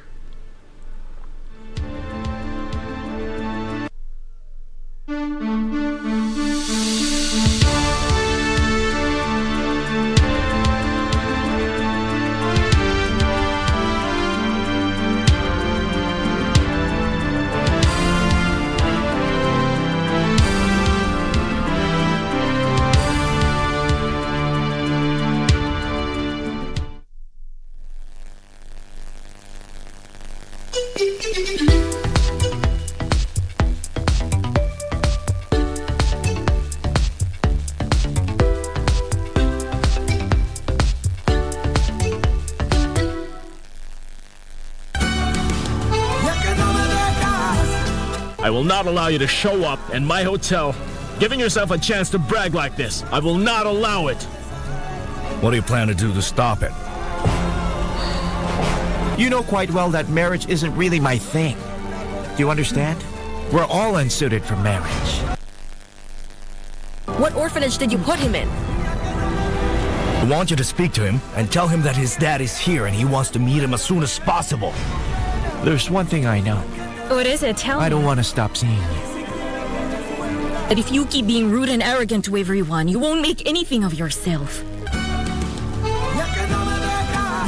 Ili kupata skiza tune hii ya joking kwa simu yako, bonyeza *811 *758 hash. Good morning, class. Good morning, Mr. Kipto. Now I want to try the composition using the word jogging. Teacher, please give us spelling for the word jogging.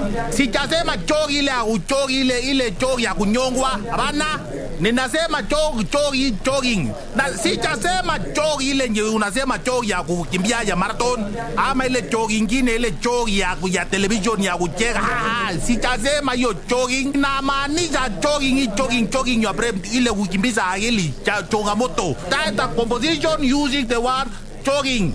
Ili kupata skiza tune hii, bonyeza *811 *758 hash. *811 *758 hash. Hello there. Good boys gone bad. Eric Omondi has evolved being a comedian to now being the king clout chasing. How does a gospel artist make money? Jaguar wept again. Anaweza kuwa celeb, anaweza kuwa na followers, but it's a time for artists to make bank. Yes. How is your relationship with Zari, considering that she dates young? These are accessories. They do not make... Slap the guy. Yo, what's up? My name is Ted Josiah. Oh, mashallah. You sing about serious issues, it will not trend. If you sing about Abiambosi. No. Bahati hata kuwa na machozi. Willy Paul ndio alikuwa anatoa machozi. For your beat these boys with stones. Let's all be logic. Yesu ashukangi chini analeta pesa. Musicians are missing the point. Do we sip water? You are watching pop culture with Adhiambo with a Y.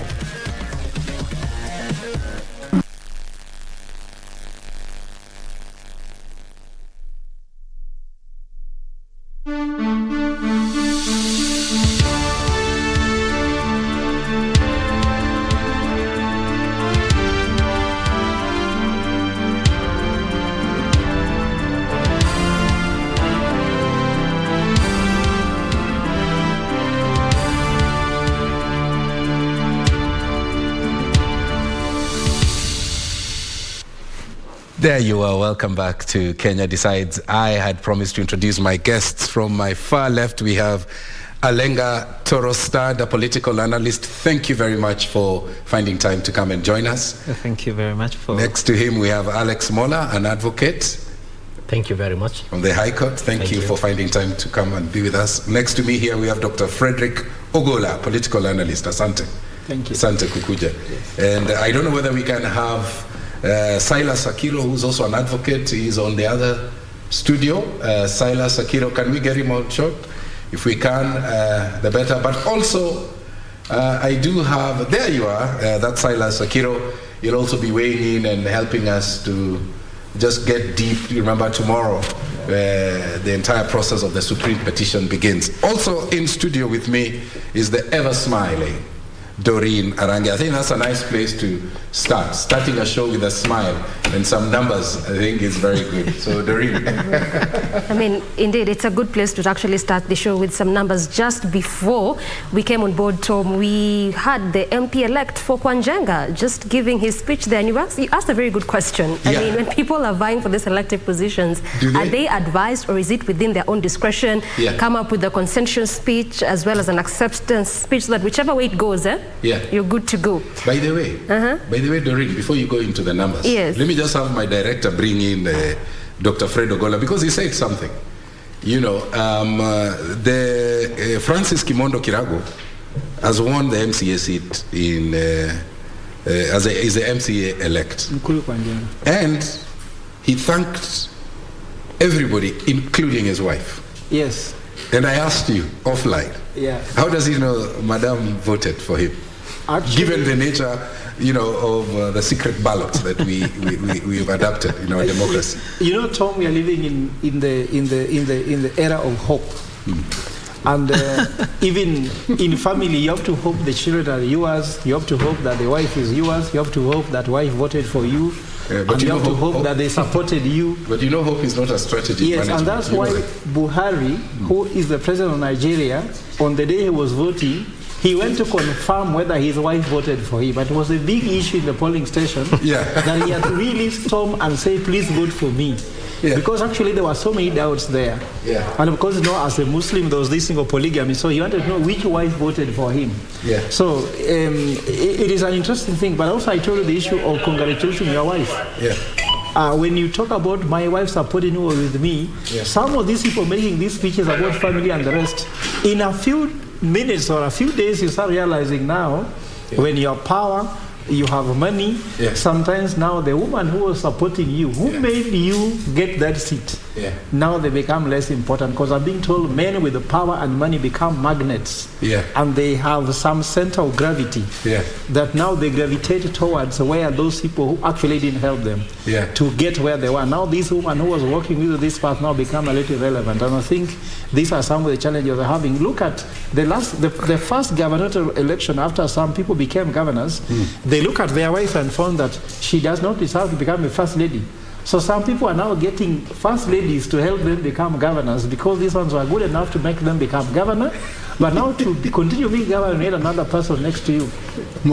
These are all family challenges that all these elected bodies are going to face. Mola, you know, when he was talking, I went back to when Mudavadi ran as president. And the data that we saw, you know, he's second in command. It's not visible. So how sure are you? It is actually that issue was litigated, and I think perhaps it's not true that his second in command didn't vote for him, because in fact he actually won. He was vindicated by the court? He was vindicated. In fact, he won a defamatory case against different people. Okay. Before I take it to Doreen, because you were talking about a tweet you saw, it's not, we don't know whether it's verified, but that speaks to what we see on the social media. Sometimes you get things that are not factual. That's right. So you are reluctant to talk about that tweet that you saw, because it could be a pseudo account. You never know. In this era, anything can be said. We could actually be here and you see someone saying, this is what Tom Mboya did, number 5 will shock you. That's true. Because you're we saw something. Remember, I don't know who posted something that, was it Oparanya? Yes. You know, in the morning. Urging people to vote for candidates. and so on and so forth. And it turns out that that was not. Yeah, and then before that could gain even enough ground. There was another one from the deputy president. Is it the deputy president or the president-elect? Both. Yeah. That he was urging voters to vote for Fernandes Baraza. So in this era of social media and manipulations and cyberbullying and all that, so everything is possible. So we just have to be very, very keen about what we say and what we share. And most fundamentally to discuss is these high-profile individuals must be very careful about the people they entrust their social media accounts to. You know, maybe it can just be an errand officer who was not paid for the day, and he decides, well, to go schizophrenic. Yeah, they say kufa dereva kufa makanga. Okay. All right. Anyway, that's some good background, because now we want to usher in Doreen to give us some credible numbers. I mean, in this political season, hygiene is necessary, and just as you've rightly put it, Tom, that will equally form the basis of the conversation that will actually be happening here in studio. But before we get to all that, let's just quickly look at how the numbers are looking like currently from, you know, the MCA elect that already has been announced there by the IEBC official. We now want to come to the two main counties, which were equally part of the 8 areas whereby elections had been postponed. And just to set some ground for you before we get to actually these numbers, these elections are to be held on the 9th of August, as was the gazetted day for holding the general elections. But due to some mishaps here and there, some confusion in terms of the pictures, the names of the candidates, that particular election was postponed from 9th to 23rd. And in fact, in between, there was a bit of back and forth between the commissioners because, well, the 4 dissenting had mentioned that the chairman, together with the 2, had not really included them or even asked for their opinion in whether or not to postpone these elections. But then from 23rd, that was again postponed to 29th. And going by what the IEBC chair had cited, matters with harassment of the various officials here and there, a bit of insecurity in some areas, that equally led to that postponement of that election from 23rd up until today. So these were 8 areas where elections were taking place. That is Kakamega County, Mombasa, Pokot South, Kacheliba constituency, looking at areas of Rongai, and also the 2 wards, that is Kwanjenga, as well as there's a ward in Nyeki ward that is in Imenti North. So going by what we have currently, we just want to quickly look at how the results are looking like in some of the constituencies in Mombasa County. And again, remember, in just the recently concluded elections that the results were announced, this particular area has over time proved that this has been the area of the former Prime Minister, that is Raila Odinga. And going by those results that were released, he garnered slightly above 161,000 votes in the larger Mombasa County. Coming in second was Dr. Ruto, who had slightly above 113 votes. And that was the same case scenario in 2013 as well as 2017, clearly just showing that this has been an area where Raila Odinga has largely enjoyed support. But then again, this particular county attracted a total of 7 candidates. But going by what pundits have said over time, it sort of looked like a 2-horse race between ODM and UDA. So much as the numbers are coming in and trickling in from the various constituencies, we want to actually try and see, will it be a vote in affirmation that indeed this is a stronghold of Raila Odinga, or will it be a vote in terms of aligning to the winning team? Yes, we are fully much aware that the case is still at the Supreme Court, and going by 2013 and 2017, it could go either way. It could either be an upholding such that the president-elect becomes sworn in, or it could be a nullification, just going by what we saw in 2017. So clearly, going by what history has said for us, it could go either way. But knowing Kenyans as is, and just as is human tradition, I mean, people always like to align themselves with the winning team, so to speak. And as we have it currently, even going by what Hassan Omar was saying in this 4-day period that IEBC had given the candidates to campaign, he was actually telling the residents there that already they are in government. And so by electing him, that would just be sort of like extending that olive branch to what they did for Dr. Ruto in the recently concluded election if they actually choose to vote for him. But this is what we currently have in terms of the 6 constituencies in this Mombasa County. And again, remember, Mombasa County has slightly above 600,000 voters. Those are the confirmed voters in this particular election. And again, also, this is one of the counties that was ideally amongst the counties that were termed as battlegrounds. In fact, in this election, you had like about 10 to 11 counties which were looked at as battlegrounds, simply meaning that these were areas whereby we had one candidate enjoying support, but also because of inroads, entries, back and forth of various other candidates, and so to speak, the 2 main contenders, we have seen the votes sort of tilt a certain way. And again, just going by how campaigns look like, you clearly saw there was a time, in fact, Raila Odinga was in the coast for a whole week. Then a day later, Dr. Ruto came in and stayed there for around 3 or 4 days. So it was more or less like trying to undo, redo, doing what your opponent had done.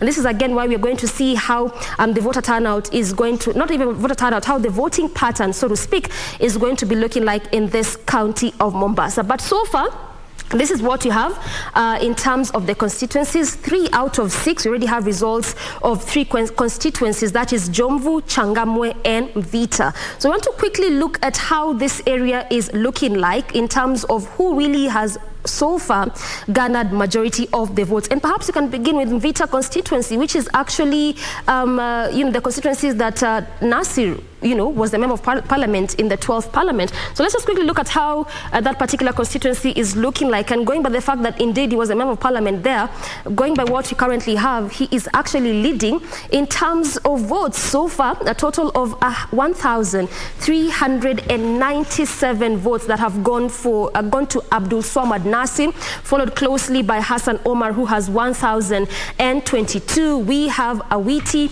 who has 6 votes, Makazi Shafi Mwaganda, who has 5 votes, and this is specifically in Mvita constituency. And we have Omari Said, who has 5 votes, and Daniel Munga for Kingi of the Power Party, who has 2 votes, again specifically in the Mvita constituency. Also key to note is that when it comes to Abdul Swamad Nasir, who actually is flying the ODM ticket in the larger Azimio faction in this particular county, it was actually a back and forth. Remember that also in the same position we had Shabal, still from the same county, and the 2 of them were trying to see who will carry the day in terms of who will actually carry the party ticket. And we saw Shabal just stepping down in favor of Nasir in this particular contest. Going to another constituency still in Mombasa County, we have Changamwe constituency, still Nasir leading there with a total of 1,942 votes, followed closely by Hassan Omar with 1,800 votes. And again, this was largely also important why it was important for me to just set the ground for you, because when you look at all the 7 candidates that qualified for this particular seat, we're really seeing quite a tight race between the ODM candidate and the UDA candidate. And again, remember, so far as we speak, Kenya Kwanza has a total of 22 governors. Azimio has a total of 21 governors. That makes 43, because in the 45 governors who were sworn in, 2 were actually independent. That is Mwadime, as well as Kawira Mwangaza from Meru County. So this is what we are having here in terms of the constituencies so far. And before I take it back to Tom, let's quickly look at the last constituency that we have the data. That is Jomvu constituency. Again, clearly we are seeing Nasir still on the lead there with 371 votes, Hassan Omar with 247 votes. But the constituencies are not yet done. Like I mentioned, we have 6 in Mombasa County. So far we have data in 3 constituencies, and the moment the 3 other constituencies come in, we'll clearly just be bringing you up to speed, try to see who indeed will carry the day. Will this be a win for Azimio in terms of adding to the governors that they already have, or will it be a win for Kenya Kwanza in terms of the governors they already have? Remember that also, much as the presidential election could sort of be almost concluded, much as we still have the petition ongoing, the battle has shifted to the governors and members of National Assembly. In terms of numbers, as we keep saying oftentimes, all the time, politics is all a matter of numbers. Tom? Yeah, it's also about, low voter turnout, like has been experienced in Kakamega, in Mombasa. And I want to start us off by, there's always this question, and I want to start with Dr. Fred Ogola, of the stomach infrastructure politics. Yes. Politicians on campaign trails giving out freebies.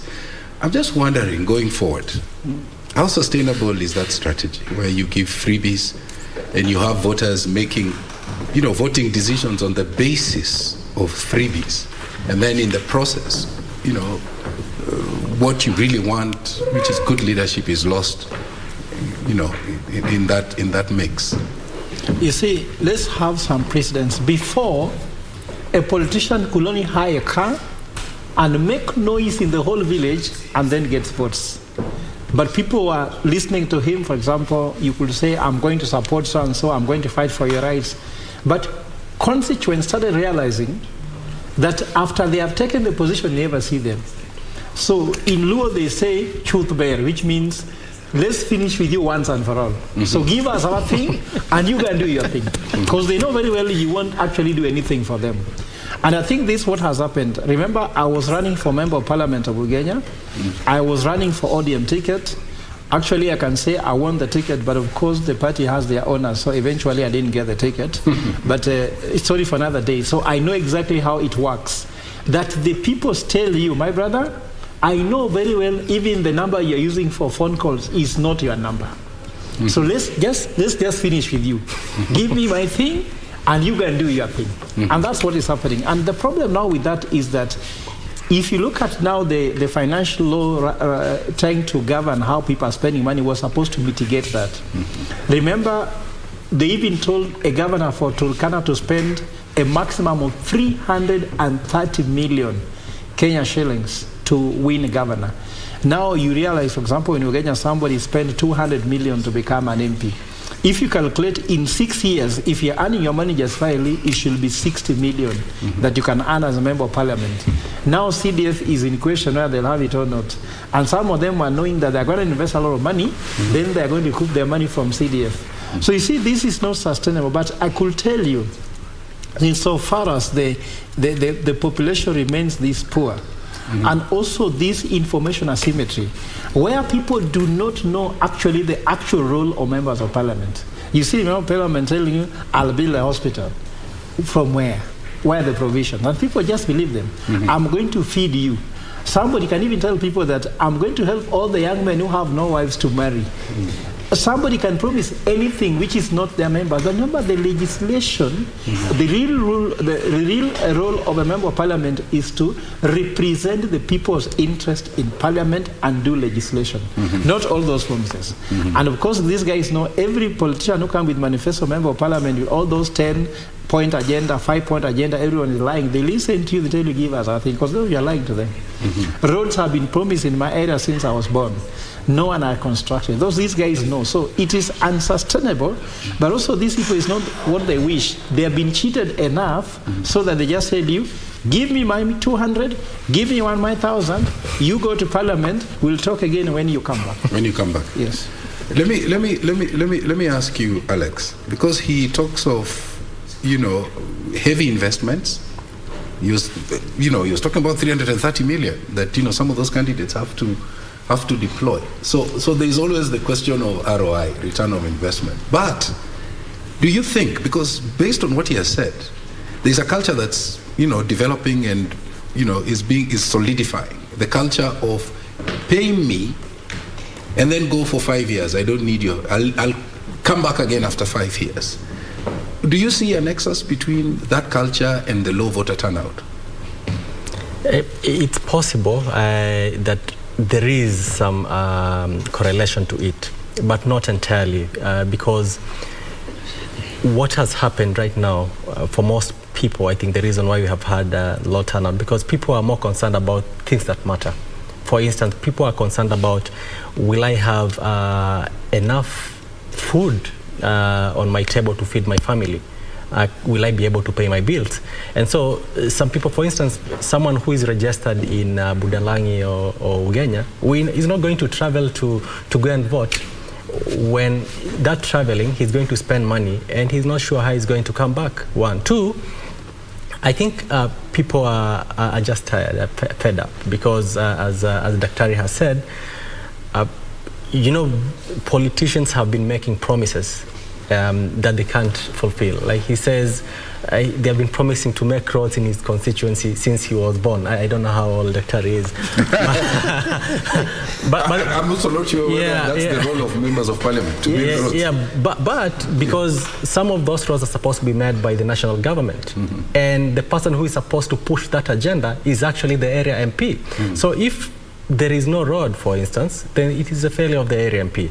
And the reason is very simple, because I think in this country, being a politician has been made not as a symbol of service, but a place for enriching yourself, and through dubious means, obviously. And I think most politicians right now are very afraid that the CDF has been declared unconstitutional. And I think one of their first cause of business in the House will be to try and see how they can rectify what the court said to return the CDF, because clearly they can't survive. They have invested a lot of money in CDF, I mean in campaign. They have to recoup it. How are they going to recoup it when their source of recouping has been taken away? So those are some of the things to me, honestly, I think they are going to do. And lastly, on that issue, the reason why people have been bribed is because what the Kenyan politics, and I think it's generally Africa, has done is that it keeps the majority poor. It's easy to bribe a poor person, and so influence his thinking, his decisions. You will not be able. That's why you don't see rallies in Karen. You don't see rallies in Lavington.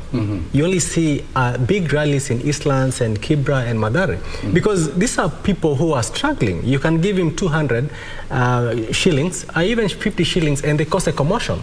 You won't see that for people in places like Muthaiga, because those people are going to make rational decisions. They're empowered. So the reason why and politicians take advantage, and that's why they don't do substantive development in the villages, in rural areas, is because they don't, literally, I think it's in their interest for people not to grow.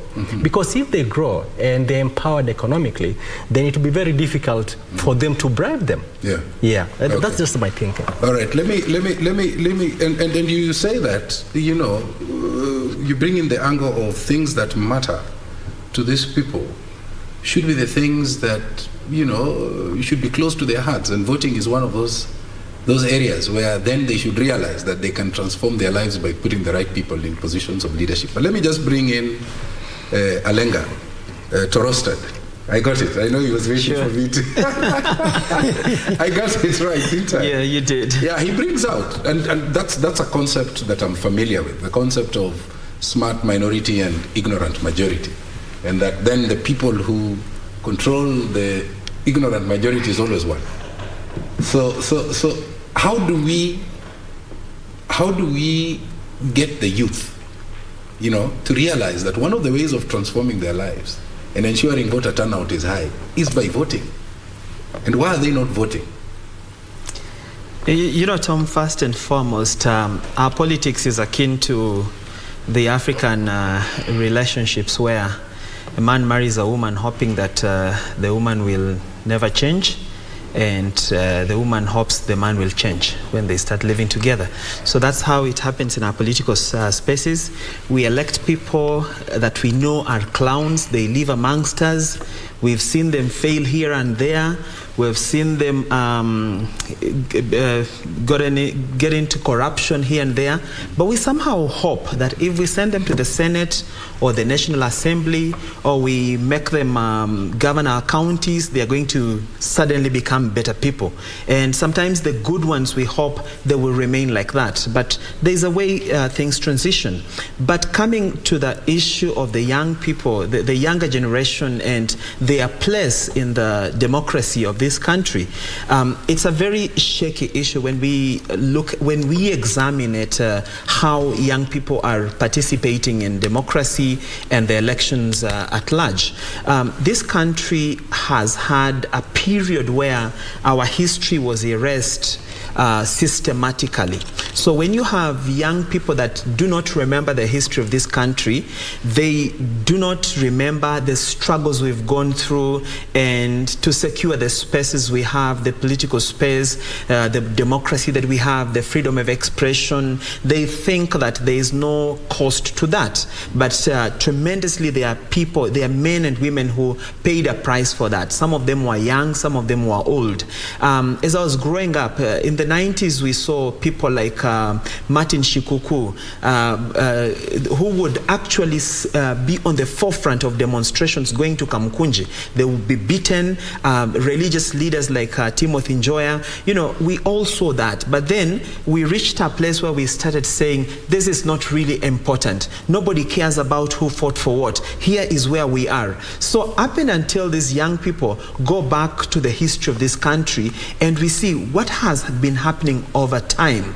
Is there anything we have gotten in this country just like that? It's been a struggle all through. So once we go back to reteaching our children the history of this country, then they will know the things that we hold on to.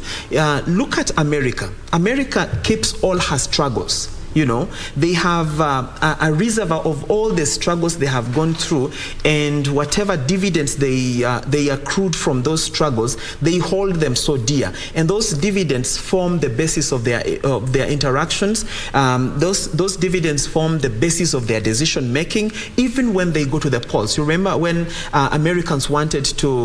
most Americans wanted to vote out Donald Trump, they had to go back to the foundation of America. What does America stand for? How do we relate with other people? What is our foreign policy? You know, so those are the things that we have to start inculcating in our young people to help them understand that every generation ultimately must fight its war. Look at where we are today. We are in a place where we go for slogans. We go for names that identify us and put us in certain categories. Some of them are even emasculating names. You have seen them being thrown on the streets. So our young people must know, the moment you brand yourself an emasculating name, then you're entering the table of negotiation from a point of weakness. And then you become part of the menu. You're not part of the guests on that table. I get you. And by the way, when you gave the American example, I remembered the book that the former president, Barack Obama, wrote, The Dreams of My Father. And if you look at it, he comes to Africa, Kenya in particular, right? And he connects with, his home country. And when he goes back, he's given a microphone. And who knows, he ends up in the Oval Office. So you make a very strong point about history. But let me throw it to... There is something very important that Obama said on his first election. He said, if it were not for the gains that America has made, my story would not be possible. It wouldn't have been told even. All right, let's bring in Silas Akiro, who is being hosted by Doreen on the other side. Doreen, if Silas can just respond to that question of, is there a link between the stomach infrastructure, politics, vis-a-vis the low turnouts that we are seeing? That a lot of the voters finish with the leaders during the campaigns, and then they don't appear to vote. So I think Silas can respond to that question even as you continue exploring the low voter turnout that we've actually experienced, not only on the August of 9th, but equally in the many polls that have been conducted in the various 8 parts of the country. Okay, thank you so much. Regarding this question, it is a bit complex to understand basing on the voting patterns of the country. Remember, majority are youths, and the current economic situation in our country really does not allow or does not give the majority voters that opportunity to do repeat polls. Once they do the first poll, they get the results, and sometimes you see how we react to the results that are being announced also contributes to how they are going to vote in an immediate by-election, so to say, or an immediate election called by the custodians of the polls. So when you talk about the infrastructure, majority of the voters in Kenya, when you look at how their previous MPs or previous leaders have managed the infrastructure at home, they issue, or rather they give less regard to the rural leadership. So to say, they give less regard to the rural leadership. So some of them say, he'll not help me. Rather, I'm not going to get helped through this. So whoever takes it, let him take it. They just take their time resting in the house as opposed to fulfilling their civic rights of voting. So infrastructure can be one of them. Another would be the economic crisis. They want to go out there and get food on the table. And another, also the situation in the country. You see, there have been that allegation of voter bribery, rigging and everything. So they're like, if we vote and it turns out like this, what is the need of voting? Well said. I mean, still keeping up with the voter apathy, so to speak, because as we've mentioned, it actually has been a trend. In fact, even as you listen to a good number of analysts, some of them would even say that in 2027, we might even see a reduced number of what you have seen. But coming back to our context currently, Silas, there has also been that issue of the dissenting commissioners. We are seeing 4 in one side, 3 in one side, something we've really not seen in our electoral process. So could that also be a contributing factor that has resulted in this? Because when you look at perhaps these two counties, going by what even our reporters have covered, Kakamega, you're talking about 30 to 35%, same to Mombasa, really quite low. Could also that have been a factor? The rift, the division in the commission? Yes, you see, if the playground has been drawn, the red line has been drawn, and the referee is not somebody that the electorate can maybe put their faith in, or the referee has not put himself in such a way that the players can have faith in him, that can also reduce the faith of the voters. You talk about dissenters and the majority. Yeah. This is something that I hear majority in our country making a mistake of. Actually, dissenting the three IEBC officers who actually led to the declaration.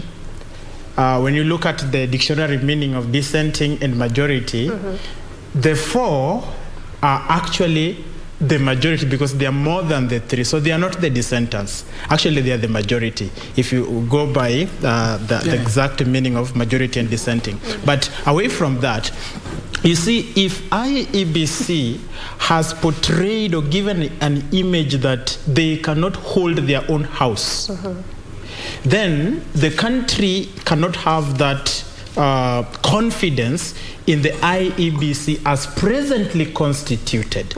And that will actually lead to the voter apathy. Majority will be like, if the IEBC cannot square the things, the grievances they have amongst themselves, then even my vote is not going to count. So why should I wake up to go in and vote? So you see, you realize that that confidence is withdrawn, hence the laxity to go and vote. Yeah, well said. And also just looking at what you're having on your screens there, that is the results for Nyaki Ward constituency in Meru County. That is the MCA-elect Frederick Mubichi Kirima, who was vying on a UDA party ticket in Meru County. So remember that we still have these results coming in for you. The 8 parts or the 8 areas in the country where elections were postponed. So far, we've already had the results of area in Nairobi, that is Embakasi East, that is Kwanjenga, where we have the MCA-elect, and we equally now have the MCA-elect in Nyaki Ward constituency. That is the name there. You're having Frederick Nyaki West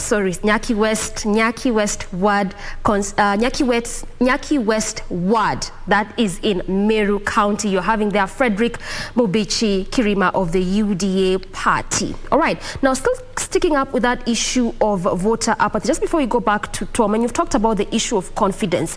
Again, the other issue that is being profiled is what you are currently hearing, and we can all agree, and we've mentioned over time, that indeed we are fully aware that the case is now before the Supreme Court, and we know that hearings will commence as from tomorrow, with the pre-trial ongoing up until the 5th of September, when they'll be delivering a verdict. But again, there has been that issue of moderation, and we are hearing, when one side comes up with an allegation, the other side comes to counter that. And so also there has been that aspect of Kenyans saying, if at all we are going to actually go and exercise our votes, and we are hearing there's a side that talks about always moderating results, then what is the point of me actually going out to vote if at the end of the day results will be moderated? Can that, or could have that also been the larger reason of why we are seeing what we are seeing in terms of voter turnout? Well, when you talk about result moderation, this is something that is within the kitchen. Yes. We are just getting the smoke out of the kitchen. We cannot peg our exactitude in the fact that there was issues of result moderation, but be as it may, our election constitution provisions on how election is supposed to be conducted does not allow or does not provide for anything to do with result moderation. And if that really happened, and the parties relying on that can actually prove it before the court, I do not want to make any decision on behalf of the court, but that is something that really needs to be considered. Although, as I say, it is something within the kitchen. We're just getting the smoke out of the kitchen that there was issue of result moderation. But when you come to connecting that with the voter apathy, I think we can look at the trends in repeat polls in this country. Remember 2017-1 and 2017-2, that is 2017 A and B. Yes. The voter turnout was very low when the court ordered for the repeat polls after nullifying the actual presidential elections. And when you compare the voter turnout in the first poll and the second poll, you can see there was that kind of low voter turnout. At the same time, brings me to what I had just said before, is that Kenyans have a trend of getting tired with an electoral process if it has to go a longer time, if it cannot be concluded within a shorter period of time. And that brings us to a question also to the IEBC on keenness whenever they are handling elections in the country. The issue of keenness is something to scratch the face of IEBC on, because why had these polls to be postponed? It's because they lacked that keenness. And that brings also the issue of the confidence. They did not have the confidence in themselves first, and that led to this kind of mistakes they were making, taking the country into another phase of elections. And that is actually what beats the hearts of the electorate. They're like, no, I can't vote twice. I'd rather stay home and take care of my children. After all, these leaders, once we elect them, they're in Nairobi. They employ their children, they employ their relatives, and they don't really bring something tangible back home. Yes. But I mean, Silas, how do you curb the issue of keenness? Because even in the run-up to these elections, there were various issues that IEBC had complained of, key among them being the funding coming in a bit late. Because, I mean, we saw them procure the ballot papers. When was it? Was it on 3rd or 2nd? Just a few days to the elections. And we saw them being given the 44.6 billion, which was the money used in this election, in batches. In the first financial year, they were given about, was it 22.9 billion? Then in the second financial year, 21.7. So then how do you curb the issue of keenness, given the fact that they had oftentimes asked for the finances to cater for this election? But I mean, the parliamentary executive was sort of like taking its sweet time to deliver this. So then how do you go about this?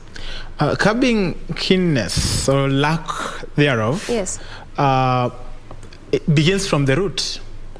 The root cause of this lack of keenness from the IEBC. What was it? We need actually periodic reports from the IEBC, if that can be given to us, that on our journey towards this election, from this period to this period, we are prepared this much. From this period to this period, we are prepared this much. And then the reports are scrutinized, giving Kenyans an opportunity to scrutinize these reports being given to us on IEBC's preparedness towards the oncoming election. So that when we reach the exact time when elections are actually being held, then number one, IEBC has inculcated confidence on Kenyans because they have been able to scrutinize IEBC from time to time. But also one thing with our country is that we just realize, or majority of us do not even take keenness into participation on regulations, rules, policies, or governance in the country. So we don't want to say that they will actually read these reports unless somebody comes up and reads for them, or the media comes up and say, there's this report by the IEBC, and it's the media itself again to do what? To chambua, or rather to speak about these reports, break it down to the Kenyans. But what I'm saying is this, that if IEBC can give periodic reports towards the oncoming election, concurrent with making reparations for the mistakes made in the previous elections. This can really give Kenyans a clear roadmap of how the next elections are going to be handled. And by the time now we arrive at the date of that election, there is confidence in the IEBC, number one. Number two, there is confidence in the process that these people are going to employ. Number three, there is also assurance from the commission itself and to the country that the election materials have been inspected by the necessary authorities. The election materials are in proper shape. And if there is any false information given to us from the IEBC, then we can take action against such people who make such mistakes. Because look at the ballot papers that we have wasted, simply because there are some images that were supposed to be in Kirinyaga that were found in Kakamega, and some images that are supposed to be in Kakamega are now in Mombasa. That is money. It's a waste of money, and somebody needs to be accountable for that. But Lyco Farms, the printing firm that was printing this year's elections ballot paper, said that they will shoulder the expenses again for reprinting the same. Okay, yes. If for this particular case, if we realize that the issue is actually on the printing company or the printing firm, and this brings me to this argument by some friend of mine who was saying that it is good to allow the country to scrutinize the past experience or the history of the company or the entities that the IEBC is contracting for certain jobs, certain services they are procuring on behalf of the Kenyans. For instance, it is now coming out that this ICT company, the Smartmatic, actually was also brought to account by another country in the year 2013, 2017, around there. Yes, it was Uganda. Yes. So they have this history.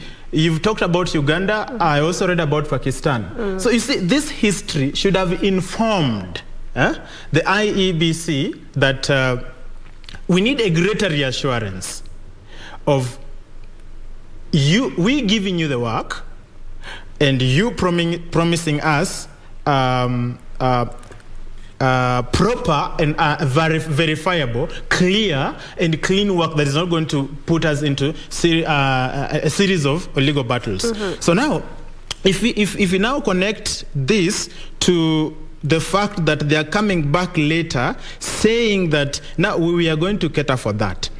It is money that has been wasted, number one. Number two, time has also been wasted for Kenyans. And then number three, it has removed confidence on the IEBC, because I'm not the first person to question time wastage on the IEBC's part, basing on the need to postpone this elections.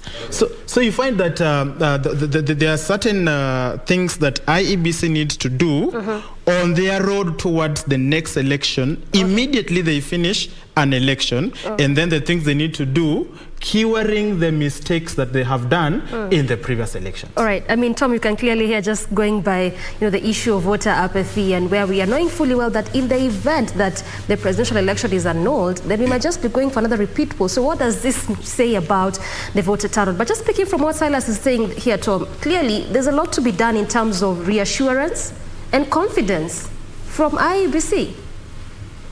Yeah, it's kind of, building on the go. But I'm happy, we are not prosecuting this matter, because I know tomorrow we have the pre-trial conference, and of Azimio la Umoja, of course, Kenya Coalition Party, Raila Odinga's petition against IEBC. And there are also 8 others, and we know it starts tomorrow at 11 East African time. So we also did see some interlocutory, petitions filed by different parties. We also saw the voluminous petitions. Remember the lorry that came in, and all that. So in terms of efficacy, because from tomorrow 11 it's all systems rolling. Yes. What should we expect?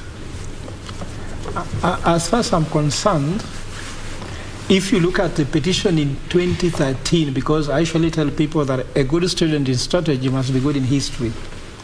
And if you're poor in history, then history can repeat itself without you knowing how it goes in your favor.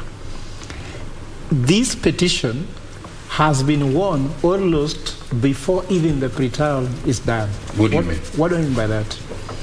Remember that when a court went to Supreme Court in 2013, they wanted some evidence to be included into the court records, but the ruling was being done in this pre-trial conference by saying expunge this, expunge that, expunge that.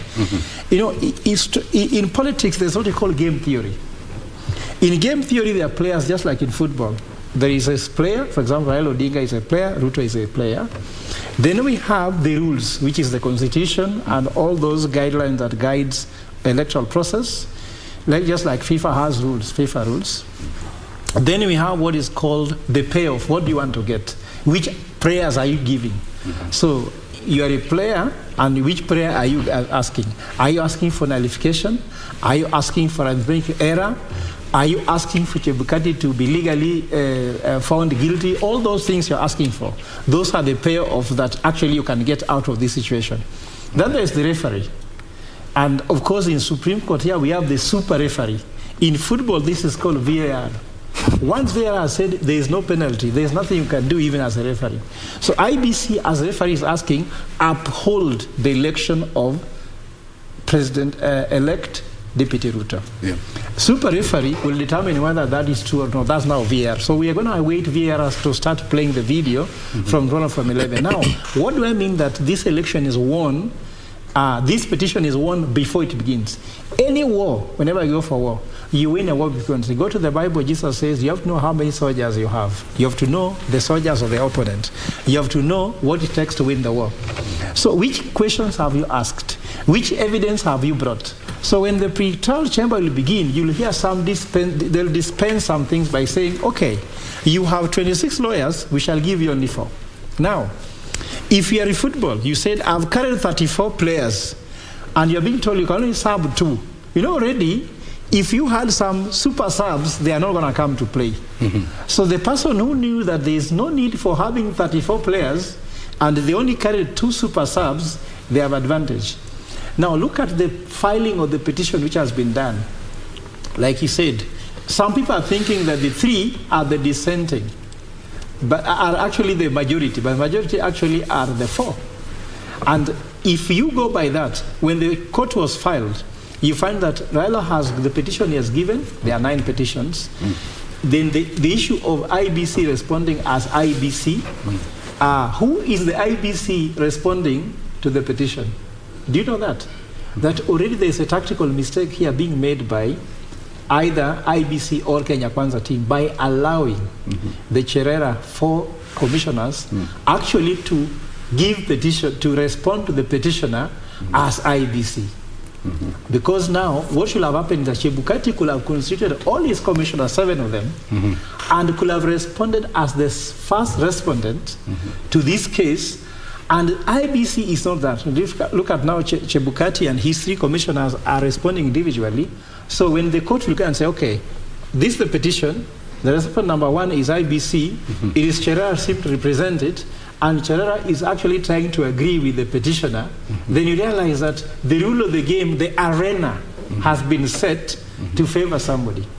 So I'm trying to say that everything you're going to see in the pretrial chamber, rules of the game, rules of engagement, that will determine in a very big way how everything will be dispensed. Because, for example, there's agreement.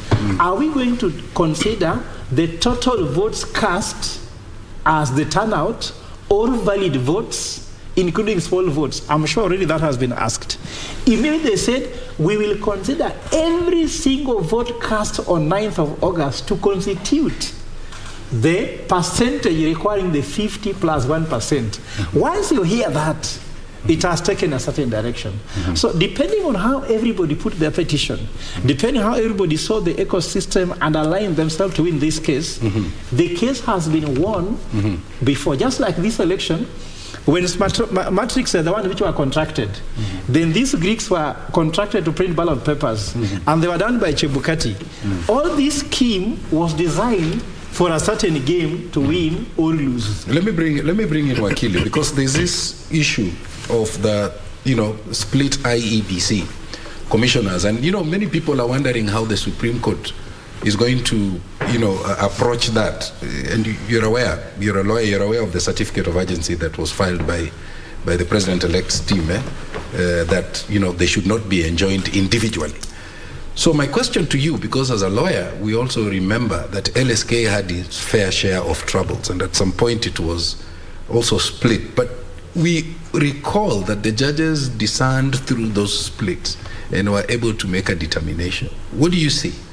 First of all, I have to say, I do not, and I cannot on this set say what the judges are likely to say, because it's actually illegal for me to. No, but how do you see it playing out? Because this is something that we saw LSK also, grapple with. That's that right. There were major splits within it, but they ended up in court. That's right. And courts are institutions of record. So basically, because whoever files a case or a petition in this case normally decides the people he wants to be answerable.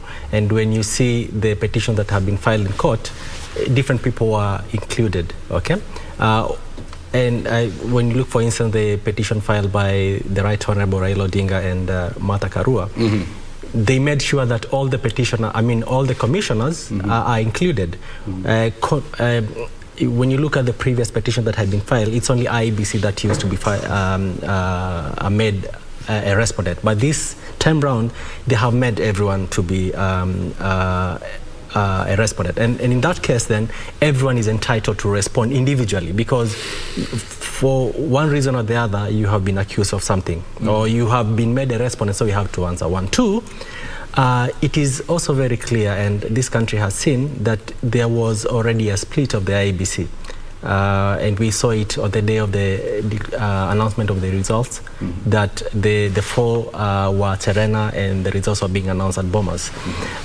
And so there is a clear division, and it's also very clear that one faction is not supporting the results as declared, while the other clearly saying that these results were properly declared. So what I see, one, is that, of course, both factions have filed their affidavits as IEBC. Okay, I could see that one was filed by the firm of Issa, and the other one was filed by I think the firm of Muigai and Company. Yeah. And all of them, to me, are in order. Because, one, you know, IBC as it is, it has its own, perhaps if they are going to question who was supposed to file, because IBC has its panel of advocates. And so if you have to file a response, then you have to use the advocates of the commission, because the expenses are supposed to be footed by the commission. Who in this case are? There are various, the IBC has a pool of advocates who are in the panel. Okay? I know, I can tell you some, but who did not file. Who are not specifically about the ones who stepped forward and and pass along. Then secondly, IBC also has the discretion to appoint among its panel of advocates who is supposed or who is going to file or respond or represent them in this case. So when you see what has happened in this particular case, the firm of Githu, it's actually part of the panel. And it was actually contracted by IEBC to respond. What I cannot discuss is whether that response is legit or not. Tomorrow when the matter comes up for pre-trial, one of the things that will be happening, in fact, is parties saying that we want this particular evidence to be expunged, and this to be expunged, that to be expunged. We have already seen that there are actually about 20 intellectual applications that were filed. Rulings are going to be given tomorrow. Okay, so those are things we cannot, we leave it to the court to decide. For instance, there are some who are saying that all these commissioners were wrongly included in this petition, so they should be expunged from the petition. And that decision is going to be made by the court before 11 a.m. tomorrow. Okay, once that has been made, then other things of whether because for instance, if the court says that these commissioners were wrongly included, they ought not to have been included in this petition, then clearly all the affidavits are going to go. It's just obvious.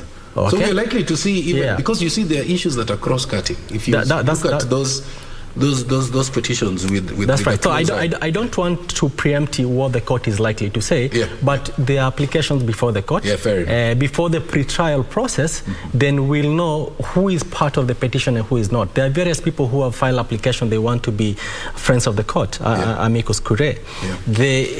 Some of them are going to be included, some of them will not.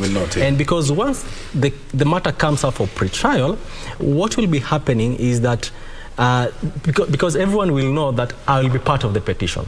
So I'll need time allocation to present my side of the story. So if, for instance, you are a respondent, you'll be given time allocation. If you are a petition, you'll be given time allocation. There are people who have filed for instance, some of the petition to be struck out. So if that petition is struck out, then in fact, the advocates won't even appear for pre-trial conference, because already the court will have told them, you are not required here. Remember that today in the afternoon, the Honorable Chief Registrar of the court already indicated some of the things that are going to happen. And some of the things they were talking about was the number of advocates who are likely to be admitted, because the space is small. The number of advocates for each party who will be addressing the court. So if you have a pool of, I saw like Azimio had 40-something, and Kenya Kwanza had, the Deputy President alone had about 30-something. They'll tell you, of all these advocates, you only need 4 to be in the room and who will be prosecuting your case. Because you don't have enough space, 1. 2, we also don't have, everyone is given perhaps 2 hours or 2.5 hours. So all of you are not going to speak. So choose the best in your team, as Daktari has said, to prosecute your case. So I think just to add something there, take this as a plane that's supposed to take a flight. If by the time we are doing pre-trial is over, we will know who is in the flight. That's right. So for example, we will be told, your luggage is heavy, you throw this away. This one put in the cabin. This one travel the next time. You cannot go today because you are too drunk to travel. So rules will be laid. So by the time the plane is now taxiing, and then taking off. If there's no toilet water, you are cooked. You're cooked. So if you didn't carry something to charge your phone, you will just fly. You just fly. So I'm saying that the case is won before it begins. Before it begins. And these are now the interlocutory discussion which will be done, which have already been going to be issued before 11. Before 11 And tomorrow. then the rules of engagement which will be put in place. And also there are bottlenecks, which it is natural that it is a certain constitutional timelines that cannot be passed. It will be said, you guys want 6 lawyers. If everybody is doing 2 hours, you do. So for example, if you say, now let's have 4 lawyers, you'll be told, if 4 lawyers, you have 2 hours per lawyer. If you want 6 lawyers, then you have 1.5 hours per lawyer. So it's case management. It's case management. Perhaps, You finish your point. Perhaps if I can correct the Terry, what normally happens is that each party is given equal time during, and we are going to see what is going to happen tomorrow. That, for instance, because there are clearly 9 petitions. For instance, if all of them are being canvassed, if you give each party 2 hours, then you have 18 hours. Then there is time for rejoinder. For each petition, the petitioner has a right to put in a rejoinder. I mean, for each response that has been given, each petitioner has a right to put in a rejoinder. Perhaps they've been given 1 hour. So we are talking about three days, of continuous hearing. So what is going to... It might work against... Yeah, and the time is very limited. Okay, all right. I get your point. Let me bring in Alenga, because Dr. spoke about, war and strategy and so on and so forth. How easy or difficult do you see this split of IEBC? How easy or difficult is it for the Supreme Court? You see, Tom, one of the things that will be confronted in the courts of law from tomorrow is for the IEBC to tell us whether they produced a president-elect as a commission or as a number of people. So that is where the rubber meets the road. Do you think is that a headache for the Supreme Court? Do you think? It is actually for Supreme Court, because one of the petitions is actually asking I think the one from the Law Society of Kenya is asking the Supreme Court to pronounce itself on how many commissioners are supposed to be available for a decision by the IEBC Commission to be termed as a decision of the Commission. So it's talking about the quorum and all that. So ideally, once we go into this petition, then the IEBC must be able to inform court how they came up with this president-elect. So another thing we should... So it's going to be a headache. Yeah, another thing we should be looking at, and perhaps one thing that will make this petition easier than even the previous ones we had, is the fact that we have already crossed the Rubicon River when we had a nullification in 2017. So this time around, the Supreme Court will be looking at the judicial precedent of the ruling of Raila II of 2017, and just trying to see if there are similar issues that are being raised by the petitioners that resemble the issues that culminated into the nullification of the election of 2017. And as it were, if you look at the petitions that have come forth, I think they are about 9. So what the Supreme Court is going to do is trying to collapse these petitions into, say, 3 or even 2, because the issues raised are almost similar. In each petition draws to a certain issue. The issues that have stood out fundamentally are the issues of the voter register, the issues of the total count, and whether really there is a candidate that got 50+1, and then there is also the issue of the quorum of the IEBC and ownership of the results, and then there is also the issue of the procedure of election and the credibility of the forms 34A and B and C and D eventually that have been flying around the space. So all these issues could be condensed into maybe 2 petitions. But most fundamental to discuss is how easy it will be for the Supreme Court to make a decision. Do they find themselves in a tough space that it is almost impossible to decide what they should do? No. The Maraga Court has made the path easier for them, so it is a matter of applying the evidence to the affidavits, and actually in law, a case is won at the pleading stage. So if you read all those petitions, you'll be able to figure out which petition is presenting a case that that makes sense, you know. So for the court, it's they will listen. But actually, the other issue that was raised was the battery of lawyers that are coming into these courts. As you understand, the weight of these petitions, or the weight of the matter at hand, is massive, and we are walking into a space where we have started litigating into technical spaces, something that we are not used to, and most of our legal teams are not, even the benches actually are not really technical enough in terms of capacity to be able to listen to technical arguments and all that. And I want us to come back to that. I'm sorry to disrupt you, because it's an issue I really want you to discuss extensively, whether the technical competencies, you know, our judges have those technical, because some of those issues that are being raised, you know, border within the frame of technical. Let me just throw it to Silas Akiro, to also weigh in and perhaps give us what his thoughts are in reaction to what you've said, and also tell us what role the Law Society of Kenya plays in such supreme petitions.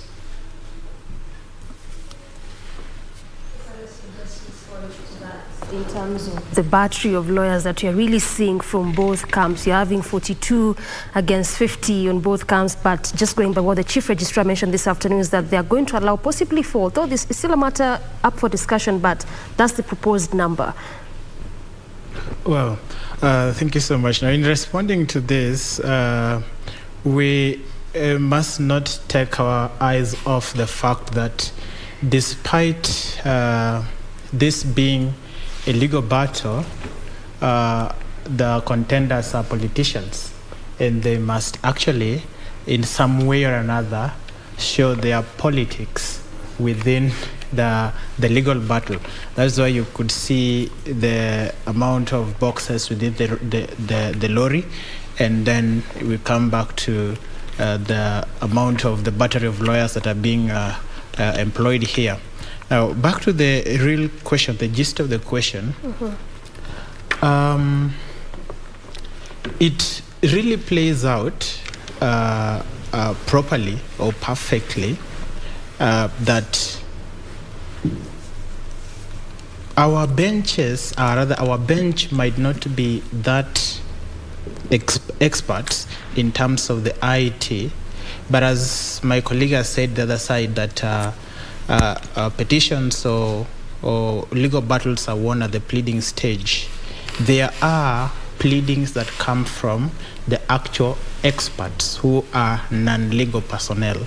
For instance, we have seen the affidavits of the IT, quote unquote, they call them IT gurus, because you know it's unquantifiable, the amount of guru in it. But then we have seen affidavits being filed by the IT gurus, and what the bench is actually in need of from these affidavits are the factual basis.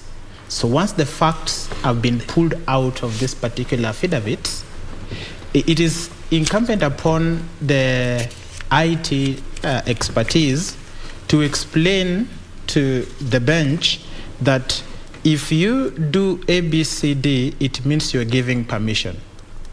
So the bench will only pick permission. The actual expertise, the IT expertise here, is for them to explain. So once the bench gets the facts, then they measure or they weigh these facts against the actual provisions of the law. So the bench does not really need to have the IT or the technical expertise, but the bench is actually proper to have the legal expertise which they have and only wait to get the facts. Now, With these facts already found, then it will be very easy for the bench to find whether or not there were irregularities and illegalities in the manner in which the election processes were followed. If there are irregularities and illegalities, it's like it's been said by my colleagues on the other end, that the Maraga bench actually set the center stage, in as much as we are all aware as the legal practitioners that the Supreme Court is not bound by the precedents of the previous judgments, but they can borrow one or two from the previous judgments to uphold certain decisions in the current judgment. There was a question on the role of the Law Society of Kenya in the petitions. Now, there are two main amishes, we call them amishi Koreai when there are two. There are two main amicus in the language that the Kenyans can understand.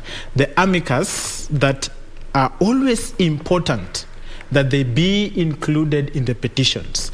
Number one is the office of the AG, the Attorney General, being the official legal advisor of the government. And then number two, being the Law Society of Kenya. This is a body that is actually mandated with what we can call the legal watchdog.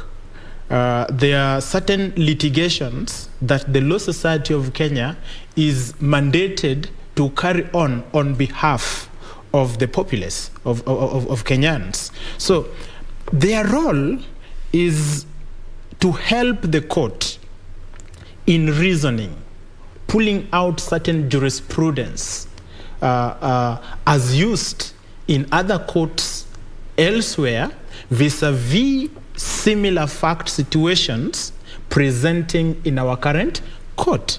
For instance, on the issue of the constitution of the quorum, the IEBC quorum, in as much as, in my view, although I'm not making a verdict, that in my view, the law is, the term we usually use, the law is clear on the quorum of the IEBC.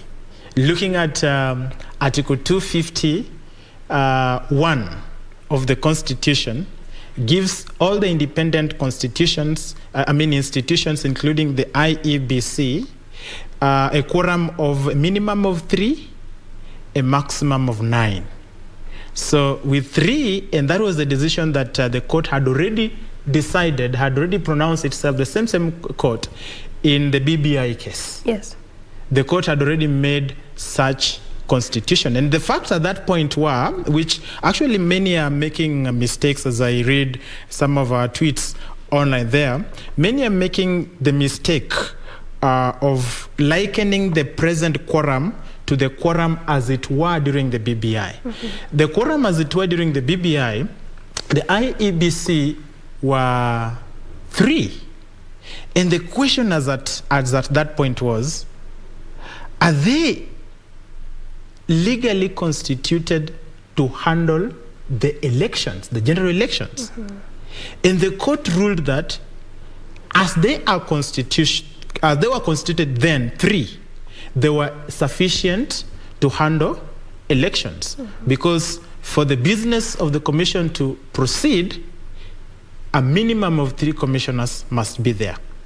But we went ahead to at least add an extra 4 to make it 7. When it comes to decisions of the commission, also here I say the law is very clear because Article 138(3)(c) really articulates that the role of the commission, and then 138(10), the role of the chair, of which the role of the chair is preceded by the role of the commission. There is something they must do as a commission first, then their consensus gives rise to the subsequent role of the chair. So the LSK is actually important we call them public interest litigations, one of which the Supreme Court petitions are, they're very important in helping the court with jurisprudential clarity. Some of their researches on law will always help. When you'll hear how they'll be putting, if they'll be allowed, they'll be admitted as the amicus curiae of the court, you'll hear how they will be making their pleadings, how they will be giving out their pleadings to the court. You'll hear them actually fixing themselves on jurisprudence, as opposed to this party is right, this party is wrong. No, on a neutral ground, helping the court to arrive at a decision. Right, and you've just piqued my mind because I really wanted to, my next follow-up question would have been on the role of the Article 138, because right now there's a lot of conversation out here in respect to Article 138, 3C, and then you go down to Article 138.10, whereby we have in Article 138 where it has well stipulated the role of the IEBC as a commission, saying that as the commission, its role is to tally, verify, and announce. But we know fully well, all the 7 commissioners couldn't have been in the podium to announce at the end of the day. So that's why we go down to Article 138.10, whereby now the sole mandate lies with the chair. But just try to elucidate it further. I know you've mentioned it, but just explain it further. How do you reconcile these two? And just also to bring to an understanding, to Kenyans to understand that indeed this is the commission as is, and this is their mandate as per the Constitution, and this is the chairman, and this is his mandate as per the Constitution. Well, my extrapolation is basically mine, because this is a matter still before the court. Sure. Which we are not supposed to make judgment of, but for as we await the decision of the court, Article 138 is actually a procedural law. It is not substantive. It gives the procedure of how elections are supposed to be done. Reading it as a whole, holistic, because when you go to Article 260 of the Constitution, you realize that our Constitution advocates for a holistic interpretation of the law, as opposed to partial interpretation of the law. We have seen sometimes some of our colleagues, I'm not correcting them though, but they go and pick a given particular section of the law and throw it out there to the public without actually analyzing how did this section come about. Before you read from Article 138.1, picking Article 138.10 exclusive is going to give you a misleading fact. So Article 138.3c gives the role of the IEBC.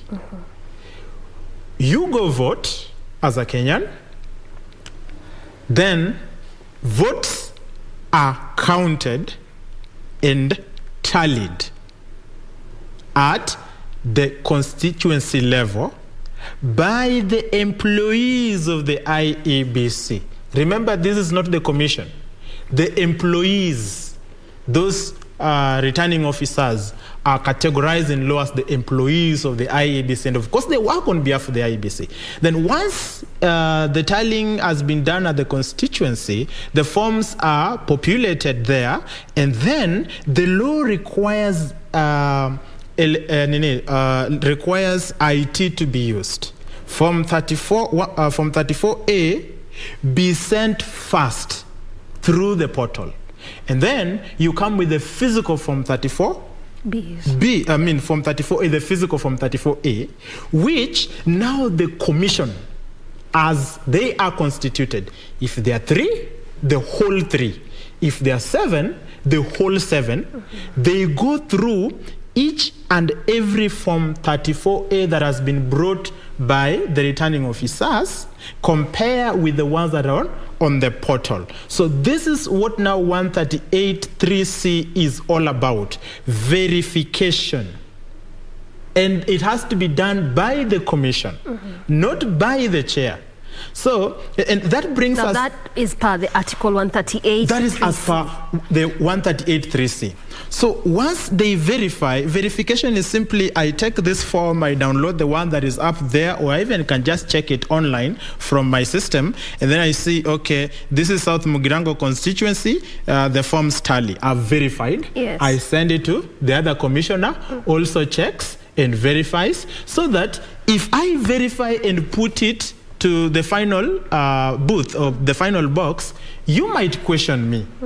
Rona, you see, this now brings the question of suspicion. Because I, as a commissioner, have not been given an opportunity to also do what? Look at this form, as the other commissioner has looked at it. And that is where the four are basing their response to the petitions on. That not that the chair announced the result. That is his mandate. Yes. Their main concern is that they were not given an opportunity to do what? To verify to their satisfaction. Of course, all cannot be satisfied as the 7 IEBC commissioners. And that is where the law of quorum comes in. Where there is a disagreement, lack of consensus among the 7 commissioners, then the law says the majority shall take the day. Majority carries the day. Okay, majority taking the day. I don't know where that leaves the will of the people, but anyway, we won't divulge so much into that because we might be ending up prosecuting the case since it's before the Supreme Court. But just before I take it back to Tom, I'd like to pick your mind very quickly on a certain issue that we had in the Kriegler report in terms of his recommendations, whereby there was need in terms of even bringing on board IEBC commissioners or even appointing them. He had recommended that do not do that 2 years before.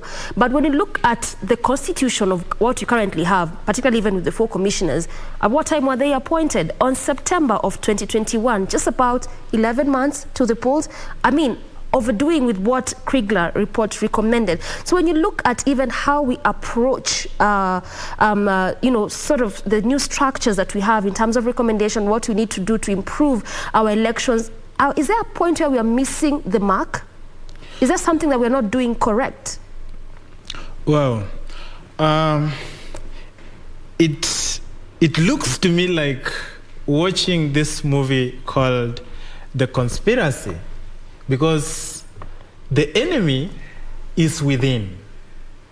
And whether you bring them 5 years before or you bring them 1 week before, to me, I see that they are going to be assimilated into the system.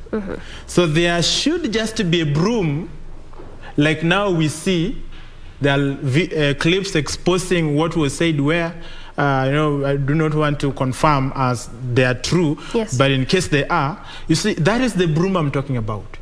So the commission that is going to pick up from here will know that anything they do in the secret, as one of my colleague from the other studio had said, that right now you need to watch how you express yourself on social media or on any gadget of communication. Sure.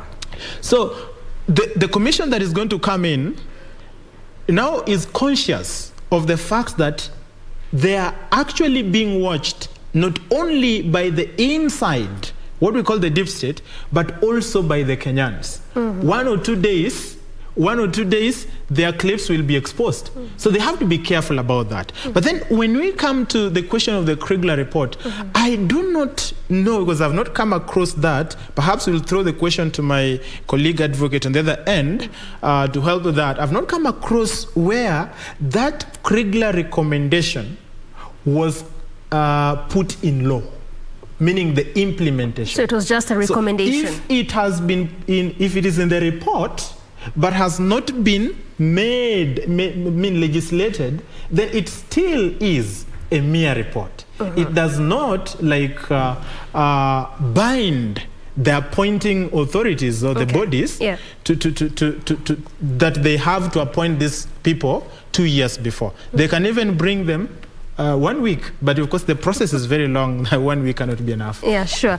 And I'd just like to take it back to the other side of studio and pick it up the same question, perhaps with Fred, our governance expert. 2 years, 5 years, 1 year, depending on whatever recommendation they're in. Going by that Kriegler report, it is, or was said to be 2 years, but over time you're seeing this commission has appointed months to just the election. Could this be one of those things that perhaps we are missing, even just in terms of gelling and understanding how the commission works? Because what you're currently seeing in this year's elections in terms of the variance is not something that we've seen before. And has the Constitution even envisaged this? Fred, what would you say in respect to this? Yeah, thank you very much. I think that what is important in governance, if you look at Chebukati as the chair, let's say, for example, of commission, being equivalent to the chair of a board, normally you don't run a board like that. I'm sure it would not pass the test of good corporate governance, because the chair of a board is a leader of the board. And leader means followership. One word to describe leadership is followership. So if only 3 people are following you and 4 people are not following you, I'm sure there's a problem. Okay. I'm also sure that a leader cannot be 100% liked, but you cannot be performing below 50% liked. So in good corporate governance, there is always a way board make decisions. And also boards are given times to be able to consult and agree. Somebody questioned the issue of he still had 24 hours. What was the rush? So that's a question he can answer that. I'm sure that question will be answered. One of the questions answered in court. He can or may not answer the question. The other thing is that IBC, I wanted to just weigh in something. He talked about the issue that the branch may not like experts. And I can tell you very well that the IBC has got a provision, even the Supreme Court has got a provision to bring a technical expert to bring an expert opinion. For example, you've gone to court whereby a judge will be, a prosecutor can interrogate a witness by saying, okay, you are a doctor and so says that I was raped. So you can go and say, you came to this patient, you went to laboratory, what did it say? Laboratory results said this and this. So for you as an expert, what do you conclude? You conclude this and that. Because actually, the law is aware that the Supreme Court cannot be experts in everything. And because even if you look at what we call IT governance, if you look at the average population of any board of any company, forget even Supreme Court, if you look at average age of Supreme Court, what is the average age? I'm sure all these guys were born before internet actually was running. Yeah. So they are doing catch up with it. And all of us are also catching up with it. So no one is ahead. And hackers, they are advanced, because before you become a good hacker, before you become a good guy, security in IT, you must be the best hacker in the world to be able to guard everybody else. So there are technical issues there, but for me, Chebukati failed the test of good corporate governance. As a leader, you must have to know how to persuade your team. Even if you had your narrative, you must win. Me, I'm at home. I have a wife, I have a son, I have a daughter. Sometimes I cannot say that so long as I'm only with my son, everybody else does not matter. I have to look for a way to persuade everybody. Leadership is about persuasion. Yeah. It's about selling a narrative. To get buy-in from the people, and that is good character. Let me ask you. Yes. Let me ask you before it slips away. Yeah. Do you think we are ready for a post-election audit report that captures disputes, grievances, all consolidated in one, so that it gets away from an individual and we capture it in a report that then we can use going forward, the way Alenga suggested?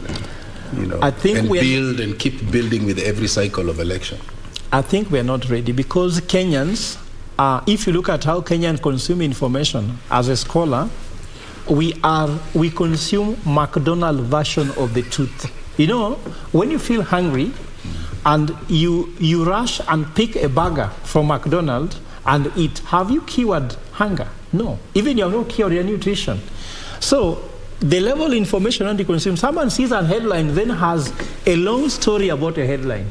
Like now, there's a headline from, I've seen here saying, Leonardo received X amount of money from, I don't know who. But just by somebody saying something like that, it's fake news, of course. It can be fake news. But I'm saying, just even fake news, which no one has confirmed, is which newspaper? Is it a true headline? Everybody has taken it. So if we cannot even be able to consume a headline news, can we be able to consume the thrust of this? Remember, this issue of IBC, first of all, is technological, which IT is involved. It is constitutional, which is involved. It is governance. It is leadership. It's about character. It's about Fred, just allow me to cut you short just a bit, because we want to cross over to Rongai constituency in Nakuru County and listening to what is happening there. There you have it. Let's just listen in.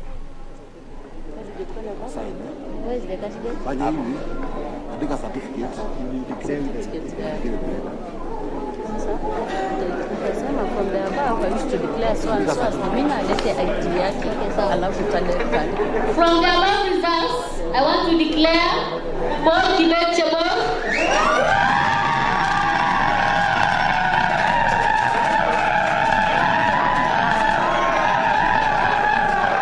as the winner of MNA election Rongai constituency.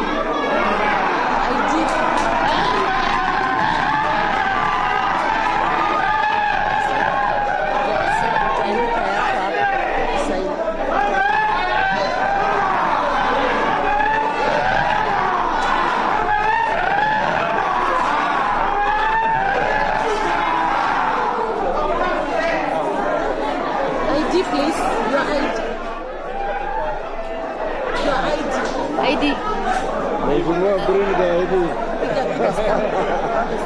you might not be.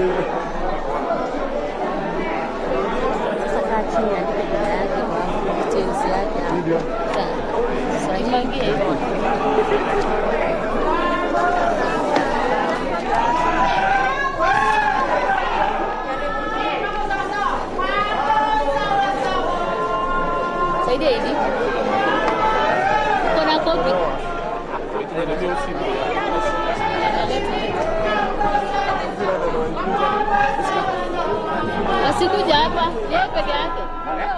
Wasonge nyuma. Wasonge nyuma.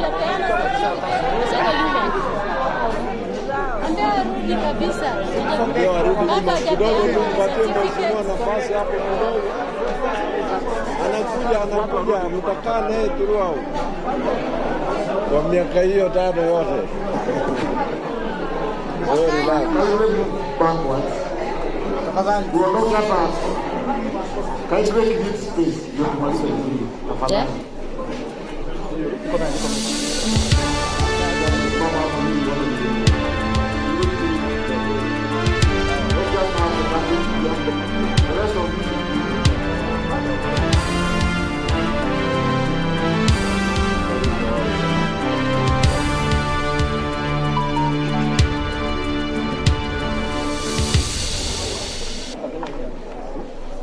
Panga hizo alafu step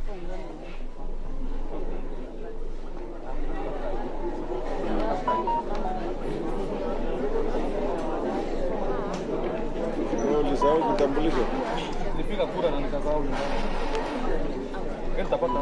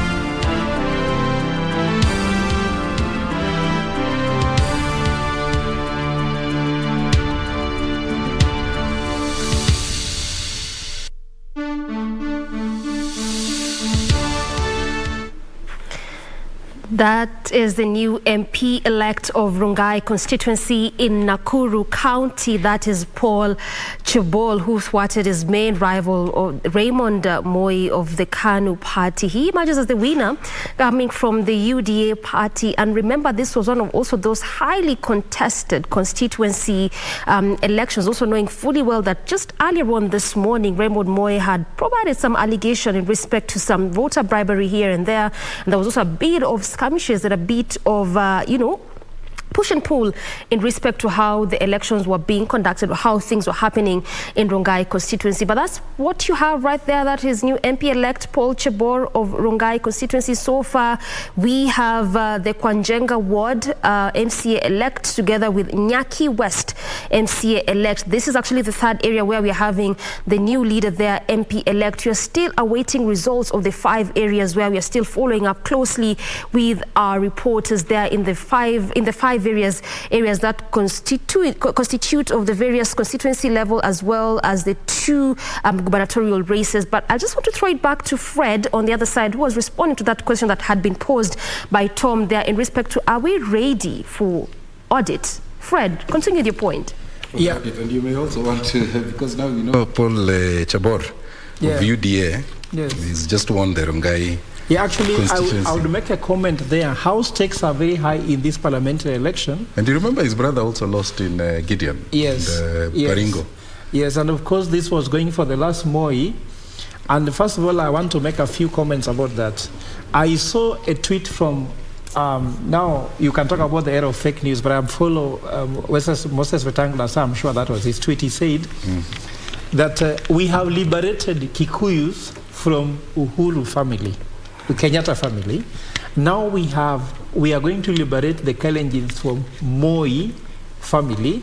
And the last one, they are going to liberate the Luos from Odinga family. And I was saying that I think this is the wrong narrative, because we have big enemies, not 3. Because the big enemies since independence is ignorance. Corruption? Not corruption. Is corruption in there? No. Ignorance, because ignorance, a disease, and poverty. We should not turn the 3 to be Kenyatta's, Moi's, and Odinga's.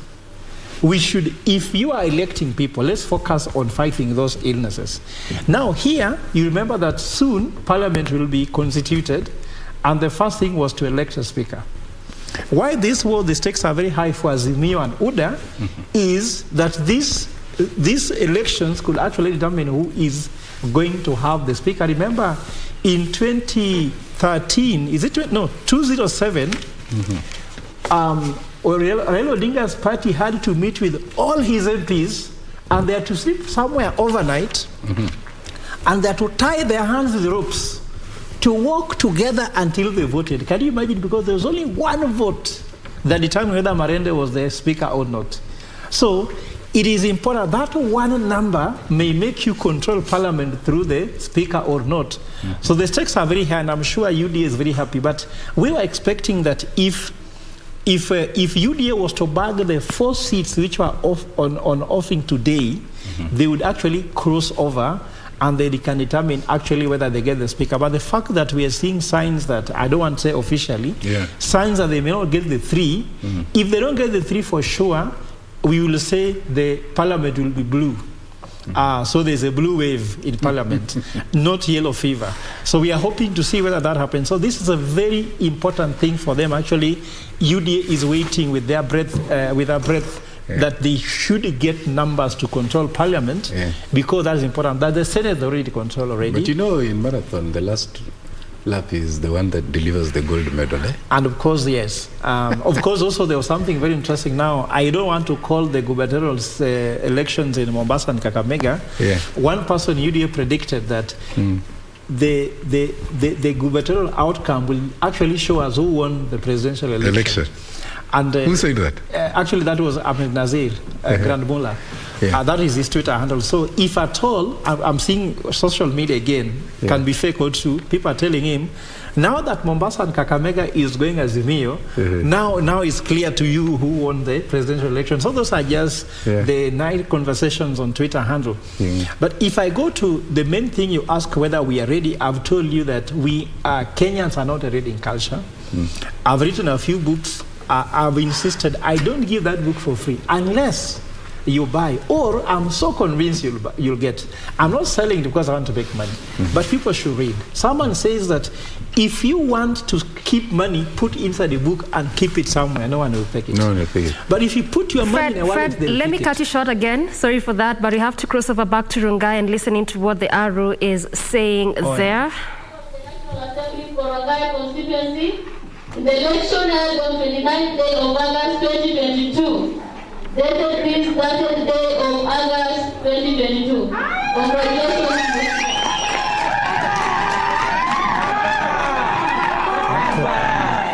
That paper is very important.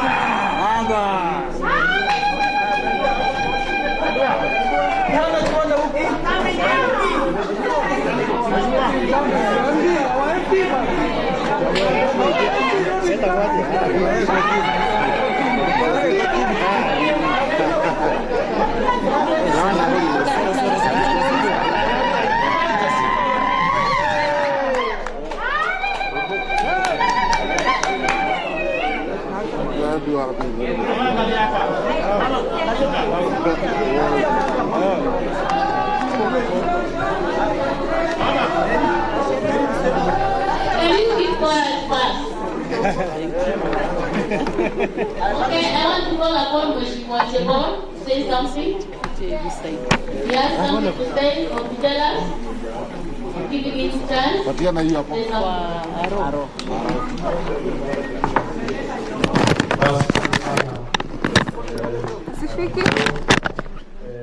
Mimi kama Mheshimiwa Chebon nataka kushukuru watu ya Rongai.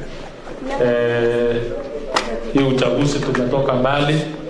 Tuavyo tangu nominations, tulirudia kura ya nomination mara mbili, tena hii imearishwa mara tatu.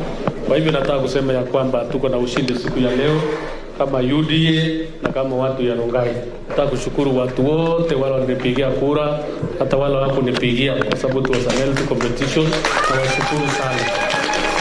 Mungu awabariki. Basi sasa tuanze kazi, tusaidie wananchi na kusaidia watu ya Rongai. Asanteni sana, Mungu awabariki.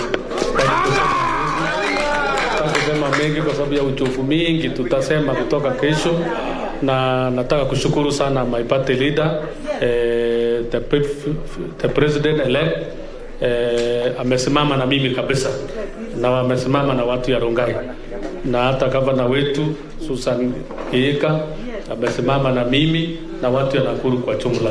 Kwa hivyo niko na shukrani sana, na hata MCS yangu ya Rongai wamesimama na mimi, na washukuru sana na wananchi wote. Si Mungu awabariki sana, na mama mwenyewe, mama watoto wako hapa, takushukuru sana, amesimama na mimi sana. Kwa hivyo asanteni sana, Mungu awabariki. Wacha Mheshimiwa Sirma ongezee tu kidogo.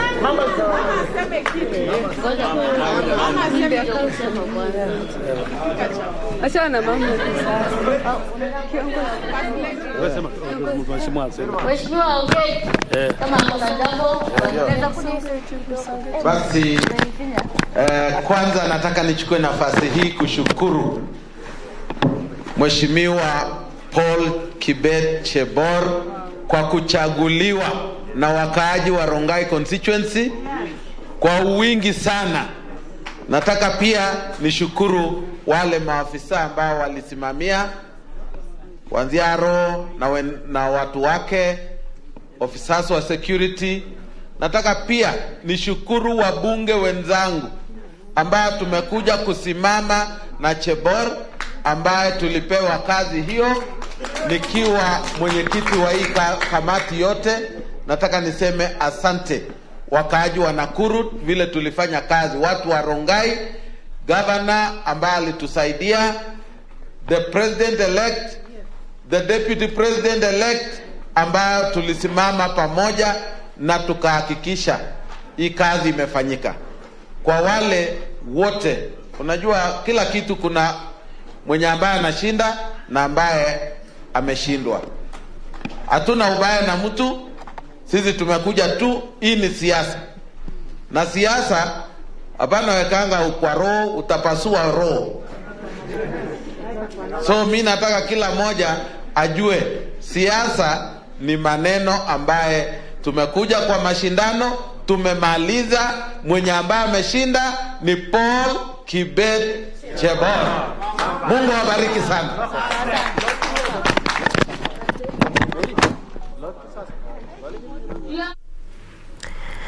And that is the new MP-elect of Rongai constituency in Nakuru County. Was just being handed over the certificate there by the returning officer. That is Paul Chebor. And just to inform you that we are equally following up on what is happening as well in Kitui Rural constituency. There's Pokot South as well as Kacheli, but those are the four constituencies where excuse me, the mini polls were taking place. And just as also mentioned by Fred, I mean, this equally adds to the number of members in the National Assembly for the UDA. Initially, it was 159 against 162. Now you're talking of 160 against 162. And this is not to mention those that have defected, you know, the independent members of parliament, as well as those allied to UDM, as well as MDG. But again, it's still battle of the numbers, because the first order of business will be actually electing the speaker. But over to you, Fred. I mean, just as you were responding to your question, which we kept cutting you short, sorry for that, but as you finalize on that particular thought. Actually, even these numbers, there is this thing whereby we said some MPs went to Karen and they are converted. I don't think they have actually converted, because the post-election coalition has not deposited. Because what is post-election? We are not yet done with the election. I said on live television that election will begin on 9th of August. We are not yet done. So we can't talk about post-election, because before the president is declared, we have not gone through. So those papers you saw on Karen, they are just photos being taken. Lawyers are here, they can tell you, those are just photo sessions. They are not yet actually shifted. And should Supreme Court rule that they nullify the election of President-elect William Ruto, again, those people take photos in another direction. And politicians are never ashamed of moving from this side to that side to this side. Don't even see that. But I'm saying that with these numbers going on, there's a narrative being told that Azimio is still strong. I'm sure that they are showing some numbers. And of course, UDA having taken Rongai, which was seen to be a stronghold for Azimio, is also a statement of some kind. So what I'm trying to say, before we call all these numbers now as we wait, the parliament control is going to be very, very important for many reasons. Remember that UDA has got one of the most, let's say, revolutionary manifesto by saying they are going bottoms up. And they may need numbers to prove some of these things they're talking about, the economic model they're talking about. Whether they meant them or not, whatever, they'll pass something in parliament, and it's going to be very difficult for them to pass. And of course, Azimio also has their own manifestos, which they need numbers. At the same time, even if you're in opposition, you need numbers. So as you said before, that numbers is what matters in politics. After all said and done, that won't matter. So if I go to my question so that I can finish, is the issue of us not being able to consume information and then use it. Then at the same time, I'll go back to say that even if we do audit, the implementation of audits, how many commissions, Tom, since you are born, have you had being constituted to investigate and give reports? They have never been acted for. But what we have to thank God for is the advancement of our Supreme Court. Like Maraga ruling, which said that election must be credible, transparent, and verifiable. That helps us a lot, because now it's in law, it forms part of jurisprudence. Then I also want to quote what they said after they nullified the election for 2017. They said that the IBC committed irregularities and illegalities that made them to nullify the election because they didn't prove that the election was credible, transparent, and verifiable. Then they ended with a very important sentence that should this court be called upon in future to adjudicate in the same election petition. If they don't cure those irregularities and illegalities, the court will reach the same decision irrespective of who is the candidate. And this is what will start playing from tomorrow. Because that's a clear jurisprudence that while there are some illegalities, like for example, declaring the president-elect Uhuru Kenyatta by then without 10,000 forms 34As. Now declaring the president-elect William Ruto without having verified or at least announced 27 constituencies. Will this amount to illegalities or irregularities? And if that is the case, the court will reach the same decision. So instead of audit, I really thank Raila Odinga for having gone to court, whether he has overturned or not, to give us a platform again on which you can get advancement in our interpretation of the law. As we build jurisprudence. And you mentioned God. So I want us, as we wind down, to ask a last question, and you can, also make your final remarks. If Christ was to come back today, in your opinion, what would disappoint him the most about the state of our electoral process? Let me start with you. If he is to come back today, what is it that would say, this one, no? I think our electoral process is very disappointing, and it is a systematic disenfranchisement of the people by actually giving them what looks like an election when the outcome is already known. If we are at a place in 2022 and we are discussing how foreigners had complete control of our electoral transmission systems, how foreigners had our electoral register, how foreigners did this and that, and we are still calling ourselves a sovereign country, then it's very disappointing. But this systematic plan is engineered to make Kenyans lose taste of the elections, so that going forward we have something that looks like a democracy, but in reality it's never existent. Like what they call building the Potemkin villages. So you just exist in a space that looks like there's an election. So we are being slowly driven into that space where you and I will say, whether I wake up in the morning to vote or not, there will be a precedent. So I think I wish to really call upon all Kenyans who love this country for the sake of posterity. Let's look back and ask ourselves a very genuine question. Why did people die in the early 90s? Why were people beaten up in the early 90s? Why were people tear-gassed if we are clawing back all those gains one after the other?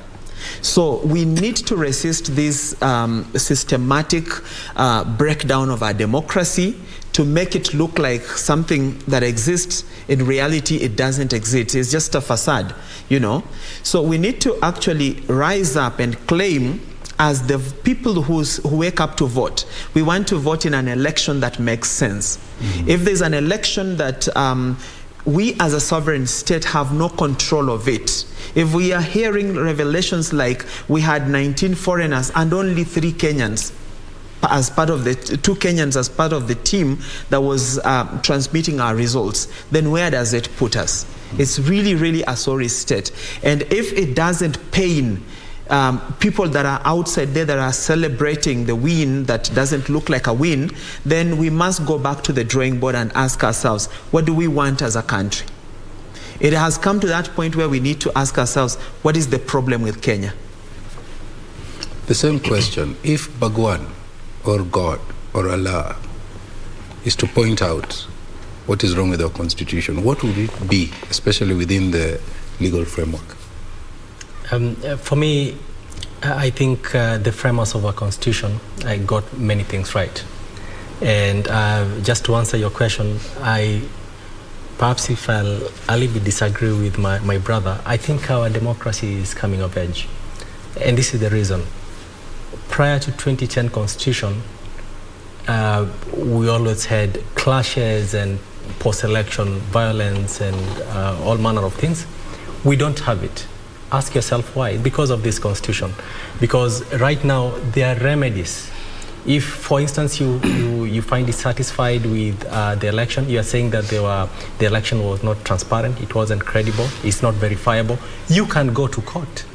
And the court, if it finds that indeed the election does not conform to the requirements of the law, in fact, the constitution that provides that the election have to be transparent, it has to be verifiable, it has to be credible. So if the court finds that indeed it wasn't, it sends you back. So to me, I think we have come a long way. I think we are in the right path because there are remedies. We have come out of those days when someone will be declared at 5:59 and sworn in at 6:30. In the evening? In the evening. We have come out of those days. We have come out of the days when there was no remedy for the loser or for the person who had been said to have lost an election. We have come out of the days when the swearing in of a president will be hurried, so that every person is given every opportunity to pursue justice through the constitutionally provided means, and this is the Supreme Court for presidential and other courts for the other people who will have lost. So to me, I see it the other way. I think if Jesus or Buddha or whoever was to come back, I think they'll be impressed by where we are heading. There are those problems we are still having, but I think, for instance, those problems right now, there are amendments in the Supreme Court right now, whether they are true or not, or whether the court is going to find them to be true or not. I mean, that is up to the court again. Okay. But the most important thing is that whoever finds that there is something wrong, he has somewhere to go. He has somewhere to go. And then the court can be able to look at them and make a decision. Okay. And this is something every Kenyan should be proud of. Because if it wasn't for such a mechanism, perhaps right now this country will be in chaos. Yeah. Perhaps right now folks will have lost homes. Perhaps people will have already been displaced. Okay. So to me, I think as much as we are having some little bottlenecks, I think we are in the right direction. We might not be there, but we are on the right path.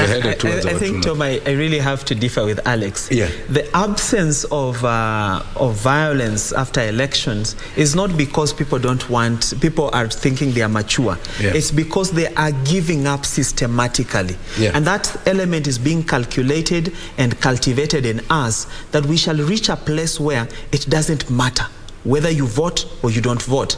I have picked conversations on the streets just after this election, and people tell you, I don't care who becomes president. Even the next election, I have even had people that have told me, even if the court nullifies and they call for a fresh election, I will not wake up again. So if that is being engineered in us, remember, Tom, you remember the times of Moi. Moi used to win elections with 1.9 million votes. And then maybe the next person, like in 97, Kibaki was second by 1.5 million. But how many Kenyans were in this country at that time? So we want to get back to that level where we will even have a president who is voted by about 2 million people. If we are registering 22 million Kenyans and only 14 million turn out to vote, it means there is a systematic suppression of the will of the people to an extent that it now doesn't matter. That cannot be seen as maturity. And you know what? It is the dying of a democracy. That's a topic I'd want to invite you people back so that we can discuss it, because we can't do it justice in 10 minutes. So let me bring in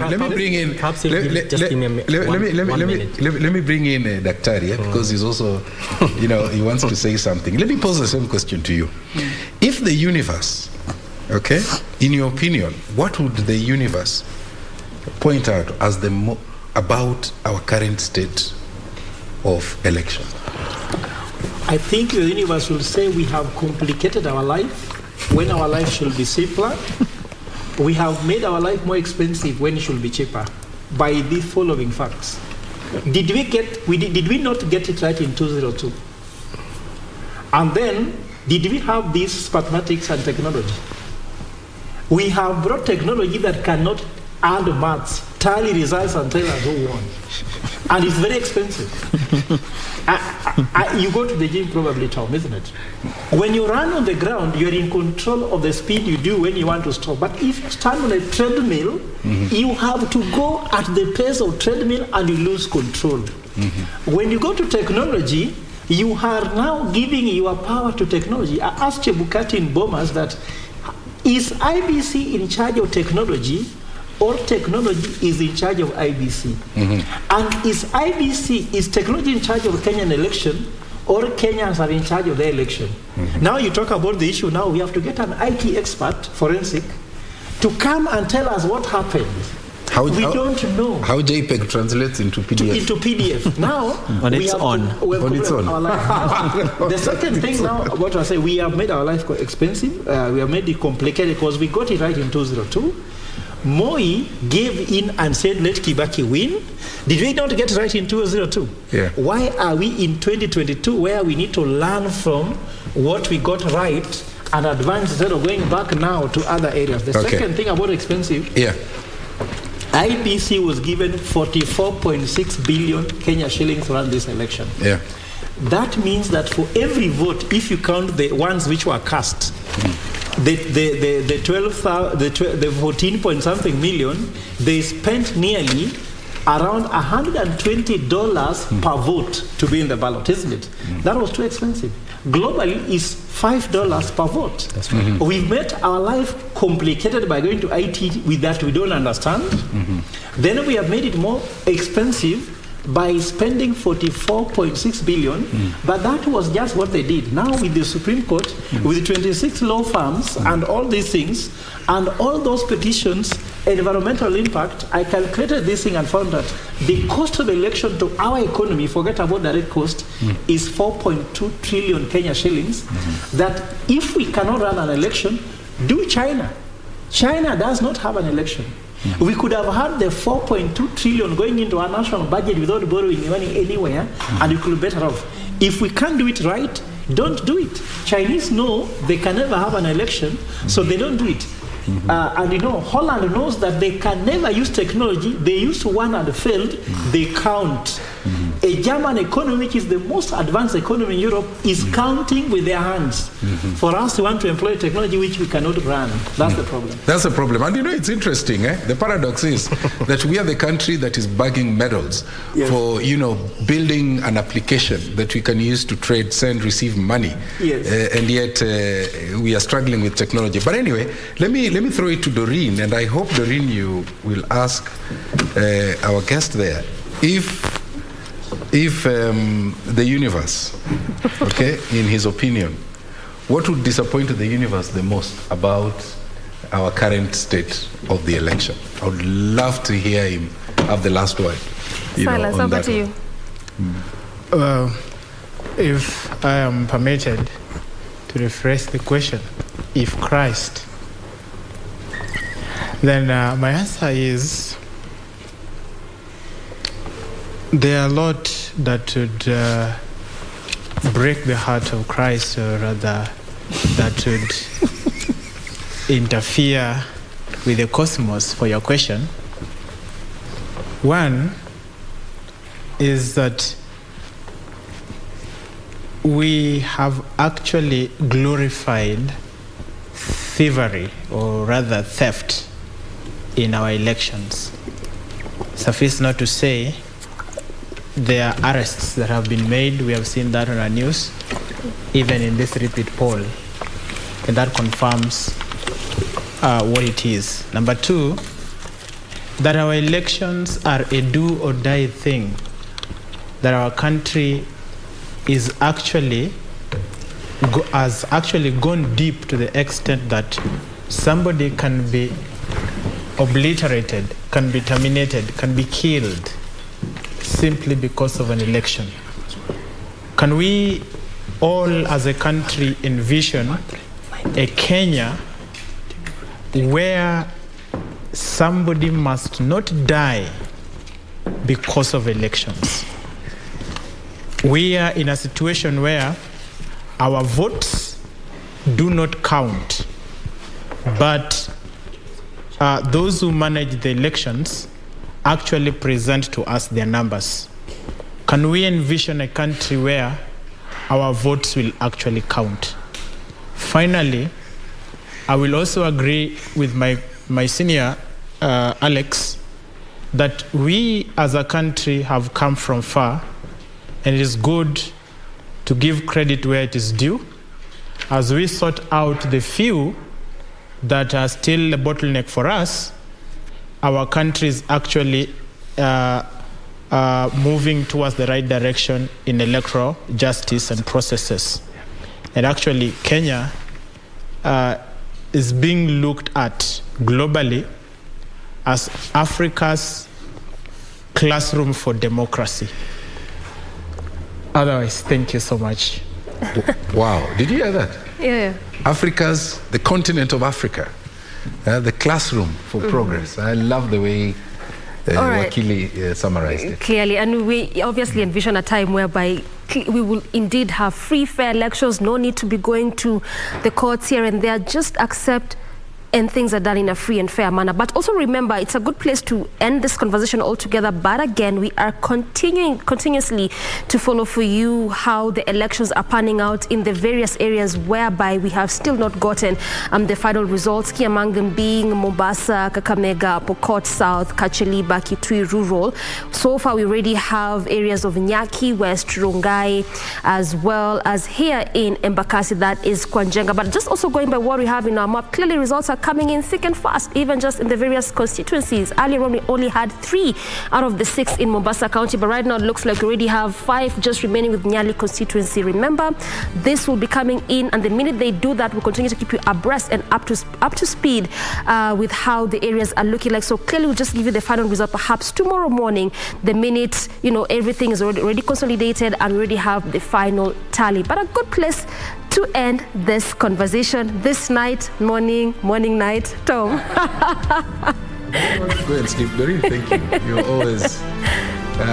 You're always smiling in the style of a mile per wire. Thank you so much, Doreen Range. There, I call her our smartboard expert. Thank you so much for your time.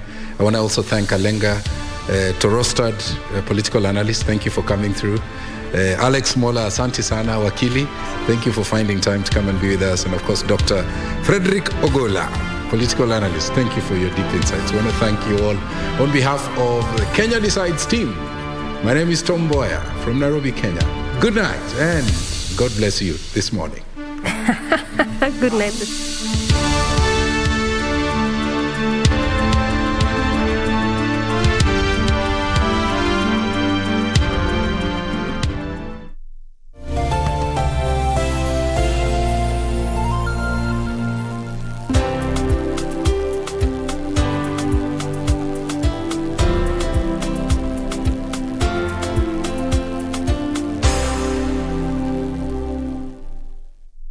Mark Ukraine for decades. James Andre and the team there in Ukraine. The head of the European Union's executive branch and Germany's Chancellor this Monday pledged a reform of the continent's electricity market to help bring down power prices that have been pushed higher by skyrocketing